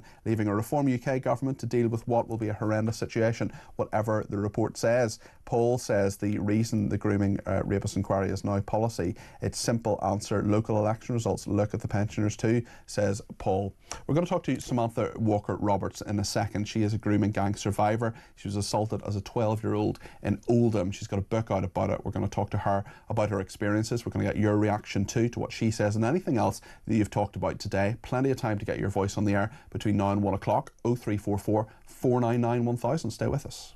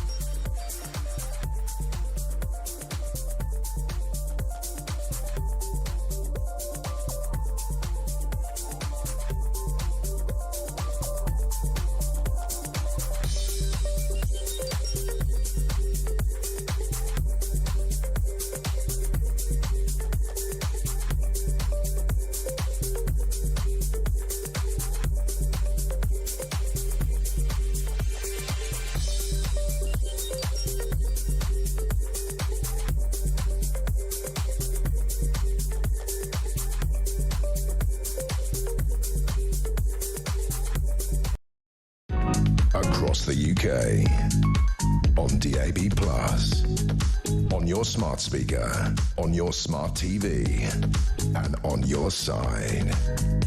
This is Talk. We're going to talk now to Samantha Walker-Roberts. Samantha is with us and she's written a book called Undefeated. The book is out in 2 months' time and it is about how she was groomed online by a teacher who sexually assaulted and raped her, and weeks later she fell into the clutches of a paedophile ring. She was raped repeatedly by a gang, only one of whom actually faced justice. Samantha, thank you for joining me today. I really appreciate you doing so. And we'll hear your story in a second, but I wonder if I could just get your reaction to the fact that there's to be a national inquiry into what happened and what was covered up. Do you think this, first of all, do you welcome this inquiry? And secondly, what do you think it can achieve and will achieve? I do welcome a national inquiry, but I feel Starmer was kind of pushed into a corner and had to make this decision. We've been asking since January that we need a national inquiry, and many towns need a local statutory independent inquiry. As well? But we've not been listened to. But now it's been announced. I do believe that local inquiries need to happen in all boroughs that are covered in the Casey report. 5 towns doesn't scratch the surface. Keir Starmer, since becoming Prime Minister, has said that people who have called for a national inquiry, or as he puts it, and I'm quoting him here, have jumped on a bandwagon of the far right. What would you say to that? No, I definitely don't agree with that. I do believe there's a lot of corruption within a lot of towns, and a local inquiry can force professionals to be questioned in regards to their involvement in victims and survivors' cases. At the same time, a local inquiry couldn't really investigate the depths of trafficking, but we could feed what is found out in the local inquiries into a national. And then statistics and investigating can be done to find out how the grooming gang works, what the ethnicities are, all that. But we need our modernised now. Can you tell me what happened to you? when I was 11, I was groomed online by a teacher for 9 months and raped on 2 occasions. Following that, a month later, I went to the police station to report an assault, and the officers told me to go with the other people that was in the police station, and basically just gave me to abusers. I don't quite understand the last bit of what you said there. There were people in the station at the time. Just explain that for us a little bit more, if you don't mind. There was members of the public in the queue behind me. I think they was there to sort the passport out or driving licence, and the officers just told me to come back when I was sober and come with parents. They offered to give me a lift, so the police said, go with them. So there were people who offered to give you a lift, and what happened then? The officers agreed that that was a good idea. Okay, and you went with them, and who were they? I don't know, but it led on to being raped. My goodness, how long did this abuse last? 24 hours. Yeah, okay. In your book, which is out in a couple of months' time, you write about all of this. You write about what you went through. Tell me about the system and what you tried to do and how it failed you. I started off asking for answers. Things didn't make sense. But the more I delved into things, visiting the street, the police just tried to cover more up. They even told residents at the address where the incident took place that I was an imposter. I wasn't actually a victim. And it's just continued up until today. Why do you think the police acted in this way? I honestly don't know. I don't know what they achieved from hiding it. And tell us about your working with MPs. You've set up profiles online, demonstrating how easy it has been in the past for children to be targeted by paedophiles.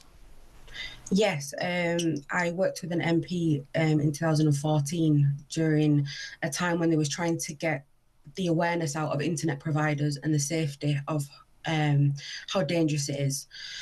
Because I was groomed online, I wanted to prove that nothing has changed with the providers and that it's still very easy for a child to just get online and be groomed within minutes.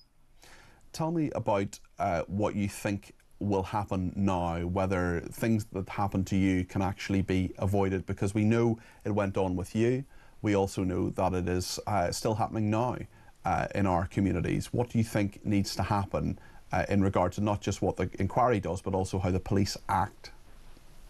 From the findings of the local inquiries and national inquiries, there needs to be a lot of learning from it for professionals, especially in social care more than anything, because they are there at the front of all this, there to prevent the child from being abused and groomed, and they need to learn how to help, sort this out once and for all.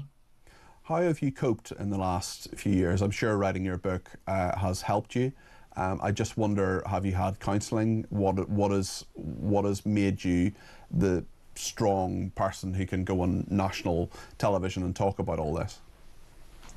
I have had counselling in the past, but for me, my son is the one that keeps me strong. And what is your message to people out there who want to support people like you, from any background, who want to say this should stop, this needs to end? How can ordinary members of the public help? Just support us, and mainly for survivors. I know that it's scary to come out and speak the truth, and I know that the councils will prejudice you. They go against a lot of us in Oldham, but we've formed a group and a charity called Undefeated, which is now on Facebook, and we're hoping to support anybody that does come forward, and that includes whether they want to stay anonymous, and we will help them as much as we can. You're doing great work, and it's been a real privilege to speak to you. I wish you well. Samantha Walker Roberts there, victim of those gangs. And Andrew is sent us a voice note from Yorkshire on the gangs. This is what he has to say. Hello, Peter. This is Andrew from North Yorkshire. It's obviously a good thing that Starmer has finally woken up to the need of a national inquiry. But my problem is that with this delay, there's been too many opportunities to cover up evidence, to redact evidence, to obscure evidence, and I do worry that this inquiry may turn out to be a bit of a fudge, and we won't get a true picture, or indeed find out exactly who should be held responsible for the appalling cover-up that has gone on for far too long. Thanks, Peter.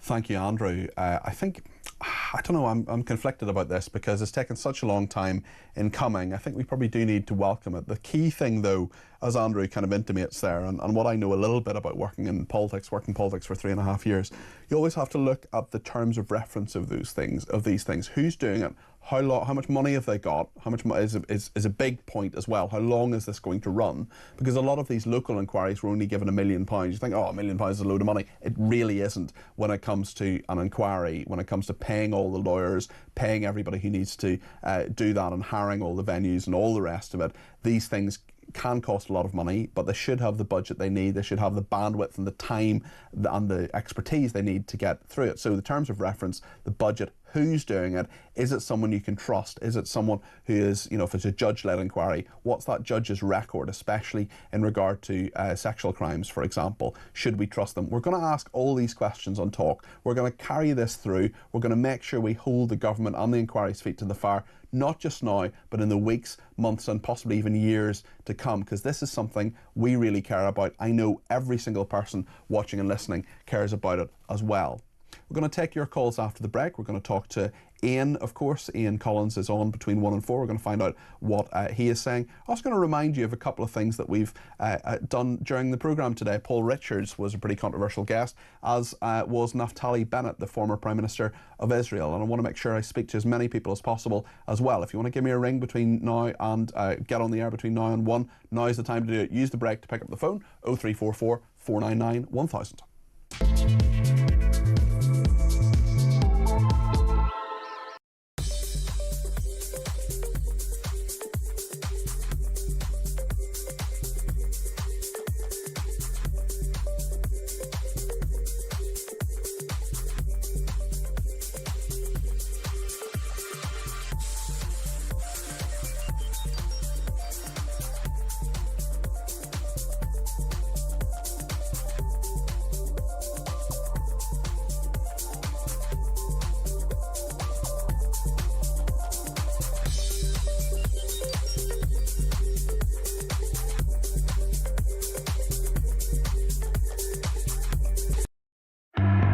Those accountable, those responsible rather, for covering up these disgusting crimes simply because the perpetrators were mainly of Pakistani origin. They covered it up for that reason, and those people who covered this up, senior police officers in some cases, local council leaders, leaders of social services, they should be prosecuted and imprisoned for deliberately covering up these disgusting crimes because they cared more about so-called race or community relations than they did about protecting vulnerable young girls. Yeah.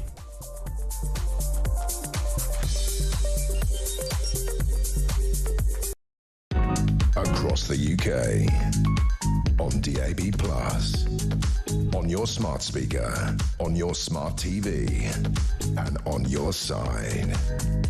This is Talk. Well, thank you so much to everybody who has been in touch. We will get to more of your calls in just a second, but I just want to tell you some breaking news, and that is that Russia says it remains ready to act as a mediator in the conflict between Israel and Iran. Moscow's previous proposal to store Iranian uranium in Russia remains on the table. That's what the Kremlin said. Tehran claims it has the right to be a peaceful nuclear power, but its swiftly advancing uranium enrichment program has obviously raised fears in the wider West and across the Gulf that it wants to develop a nuclear weapon. Surprise, surprise.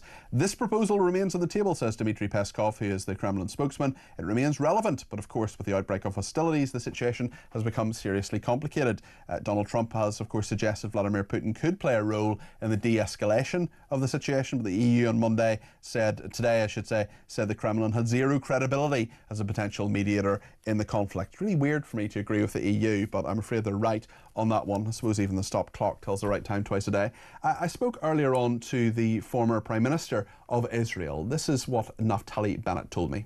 I think the boycott of those two ministers by the UK is unacceptable It's unacceptable because we're a democracy. Israel's a democracy, a liberal democracy, fighting for security and fighting for the security of the world. They've said some very unpleasant things, have they not? They have. They've said idiotic, stupid things, and I'm on opposition. I do not think they're wonderful ministers by any stretch of imagination. So what? So what? It's a democracy. In democracy, people, even politicians, have the right to say stupid things, but you don't boycott them for that. You don't boycott them. You don't boycott your own allies, especially when your own allies are fighting for your safety. We've not asked the UK to do anything for us. We've not asked the UK to fight the war, but we're fighting the war. But to go and boycott two of our ministers, even though I think that this government is not a good government, the Israeli government should be replaced, but by elections, not by international boycott, I think it's a shameful act, and I condemn it. Naftali Bennett there, the former Prime Minister of Israel, speaking to me a little bit earlier on in the programme. I also spoke to Paul Richards, who's a former Labour Special Advisor. This whole issue of whether Starmer should apologise, that's what the former Home Secretary Chris Philp told Mike Graham a little bit earlier on this morning. I put that point and a few others to Paul Richards. It got a little bit heated a little bit earlier on. Should Keir Starmer apologise for calling people who wanted this inquiry jumping on a far-right bandwagon? I think that's an absolute distraction from the main task here, which is to get the victims' voices Should he apologise? To get them justice. No, I don't think he should. I think he should just get on with you don't think, Paul? The big job of government, which is to unearth the scandal. If there has been a cover-up, as Dominic Cummings was alluding to that. If there's been a cover-up. Saying that, Dominic Cummings has made some fairly robust allegations there about civil servants. Yeah. So you don't think Keir Starmer should apologise for saying people jumped on a far-right bandwagon? I don't see what the benefit of that would be. I'll tell you what the benefit is. How would that help? I'll tell you how what would that help anybody? Okay, I'll tell you. I'll tell you how it would help. I'll tell you what the benefit is. How it would help is it would say to people who call for this inquiry, do you know what? I'm the Prime Minister. I'm really sorry. I got it wrong. There should have been an inquiry. I've taken the advice. There is an inquiry, Peter. There is an inquiry. He has announced an inquiry, which is what people were demanding. Okay, just let me finish the point, Paul. What he would do was get those people on side. He would say, I'm sorry, I got it wrong. I shouldn't have called you jumping on a far-right bandwagon. I shouldn't have said we didn't need this inquiry. It's clear we need this inquiry. I was wrong. I've listened. I've U-turned. This is leadership. Come with me and let's solve this problem together. Well, there we are. That's what I talked to Paul about earlier on. That was Paul Richards there, former Labour advisor. Quite a few calls and messages about this big issue today. I'm sure Ian Collins will be talking about it on his show between 1 and 4. We'll talk to Ian in just a second. But first of all, I want to speak to Dave in London. He's given me a ring on 0344 499 1000. Dave, you're very welcome to the programme. What would you like to say? Hi, Peter. I've heard yourself and other commentators and hosts and everything else. It's just incredulously not understanding why Labour just don't get this. And I think it's abundantly clear. It's the special advisors. I don't know how many there are. I suspect there's almost as many as there are politicians, but they're not very special, and their advice is pretty rubbish. So I just don't... it's the special advisors, I think, that probably sit in a room and try and come up with things, but the special advisors are not in touch with how people think. So therefore, they can't be very special, and they're rubbish as advisors. So there's about 120 of them in government. I was a special advisor, as you may know, Dave, and I did it for 3.5 years in 4 different departments. Let me tell you something. Politicians do what they want to do. You can advise them, but you can only advise them so far. And you can say certainly that they're perhaps the tail is wagging the dog in some way, but certainly Keir Starmer will act on advice. All politicians will act on advice, not just from people who are employed to give them advice, but their spouse, their friends, the people down the pub, other politicians, civil servants. There'll be lots of things that will influence their decisions, and sometimes politicians just aren't that good at making decisions anyway. Well, if you've got that guy, Paul Nichols, sitting there advising Paul Richards advising you, you're listening to the completely wrong people. Simply I bet you Nigel Farage isn't surrounded by dozens of he certainly has his own advisors. Every politician does. Nigel Farage has advisors. No, he certainly does. He's people who he asks for their opinion, but he knows his own mind as well, and you do need some people to do the work, certainly. What do you think about the inquiry more generally? Do you have confidence in it, Dave? No, not now, because of the special advisor that you had on. If he had been able to convince Keir Starmer to come out and apologise and do it the way that you suggested, then we would have more confidence. The problem now is the U-turn isn't going to buy him anything. It's not going to, it won't buy him anything with his own party and his own people, because they're going to be worried sick about what's coming. It won't buy him anything from people that vote, or potentially voters of Reform or Conservative, because they know that he's basically been forced into it, and the way he's reacted to it is to say, oh, someone's told me to do something, so I'm doing it. We didn't like. I think well, the buck stops with him. The buck stops with him, I hope, on this. Dave, thanks for your thoughts on that, and really appreciate your call, Dave. And if only someone would write some sort of book about what these special advisors do and give some insight into their secret life. Let's talk to Peter in Oxfordshire about the gangs. Peter, you're very welcome to the programme. 0344 499 1000. Hello there, Peter. Fabulous show, as always. Thank you. I think Paul Richards, I hate to say this on public radio, but I think is a despicable human being. I don't think he's a despicable human being. I strongly disagree with him, Peter, but I don't think he's a despicable human being. No, look, if you had grossly libelled somebody, you wouldn't need to be asked to give an apology. I wouldn't. If I was a decent human being and I had said something, this guy's a complete fascist, a right-winger, jumping on a far-right bandwagon. Emerged. As soon as the facts emerged, you say, I'm sorry, I got this wrong. Any decent human being would say that. I know all your listeners and viewers would say that.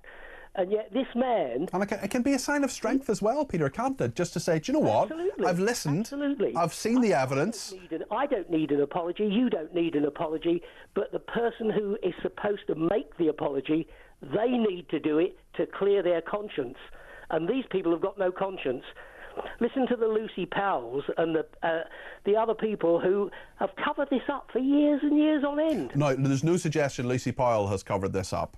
There's no suggestion of that, and we disassociate ourselves from that view. But Peter, I think what you're right in saying is that there has been a cover-up here. There needs to be all sorts of action. This inquiry needs to look very, very deeply into this. And there do need to be apologies. I think Keir Starmer could bring people with him if he apologised. I think he could get a lot of people on side if he just said, do you know what, I got this wrong, I'm sorry. I seriously wonder whether these girls will ever get justice, though, Peter. I mean, this was raised by Andrew Norfolk in 2011. This has been going on for 30 or 40 years. A lot of those police officers will have retired. They will have collected their pension for 20 years. They probably some might even have died. They may never be brought to trial. Yeah. And justice will not have been done. And we've got the blood situation. We've got contaminated blood. Yeah, you're right. All those people. Yeah. I mean, you know, this country, I'm afraid to say, is just getting rotten to the core. It just is not providing justice for people in a timely and proper fashion. Well, let's hope some of it comes their way. Some of that justice actually occurs as a result of this inquiry. Peter, thanks for your thoughts there. I really appreciate that. And just to re-emphasise, there is no suggestion that Lucy Powell covered anything up, and we disassociate ourselves with the sentiments there that Peter made. So no suggestion that Lucy Powell has done anything wrong in this regard, although I think her comments, certainly in regard to saying it's a dog whistle issue, angered many, many people. They angered me, certainly. David says, in my experience, people on the left never apologise for getting something wrong. They see it as a sign of weakness rather than a sign of strength, says David. Sean in Bridlington says, I'll make a prediction right here, right now. Not a single politician, social worker, councillor, police officer or MP will be prosecuted as a result of this inquiry, says Sean from Bridlington. Also in the title of a great song, The Widow of Bridlington by Jack Thackeray. Sean in Gloucester says, what a brave lady Samantha is. Bravo to her. Everyone involved in this disgusting practice should be locked up and never let out, along with the authorities who did nothing. And final remark from Luke. He says, Richard is an absolute legend. Why isn't he Prime Minister? That was definitely the best call of the day. No doubt more will be coming the way of Ian Collins, who will be here after the news. Hello, Ian. Hello. How does this distinguish from the Alexis J inquiry? Which did touch on all of this. Yes. But it touched on a wider brief. And of course, the government said, people like Wes Streeting, for example, said for ages that the Alexis J report was all that was needed. This wasn't needed. That was all that was needed. The problem they're going to have with this report is that it's so splintered. It's not like there's one story and we're going to go here. This goes everywhere. The tentacles to this are so huge, right across the country, so many different departments, elements. I don't know how you can do that without taking an awful lot of time. And one of the reasons this is apparently going to happen now, and the reason the Casey report has been released today and not Friday, is because they want to get up and running with this. You know, want to make it quicker so that they don't have victims, you know, hanging around for years. I can't see how they can do this without it taking years. Well, and the victims, Jay's report took 7 years. And 4 days or 5 days isn't going to make any difference to, isn't going to make a huge difference to the victims who have been waiting around for years. Absolutely, you know, decades. A real sense, a real sense of urgency. But where's how do they focus this? Because the allegations are so splintered in so many different areas through so many different departments. You've got people who would have been accused 20 years ago who are no longer even alive. You've got all of those issues as well. So does anyone really trust that this process is going to bring the justice that some people have hoped for? And you're getting into all of that in your programme, no doubt. All of that and more coming up as well. Great stuff. What other topics are you talking about, Ian? Well, in addition to that, of course, right over Iran and what is happening there too, we're talking electric cars. You know how many charging points they've got to put across the country to make this super green dream work for them? I mean, it's ludicrous. Tell me. And there's certainly over 100,000 right. is what they're talking about. And where does the electricity actually come from? That's what I want to know as well. Because it's going to take a lot more. If you take out all the cars who have petrol and diesel, where does the electricity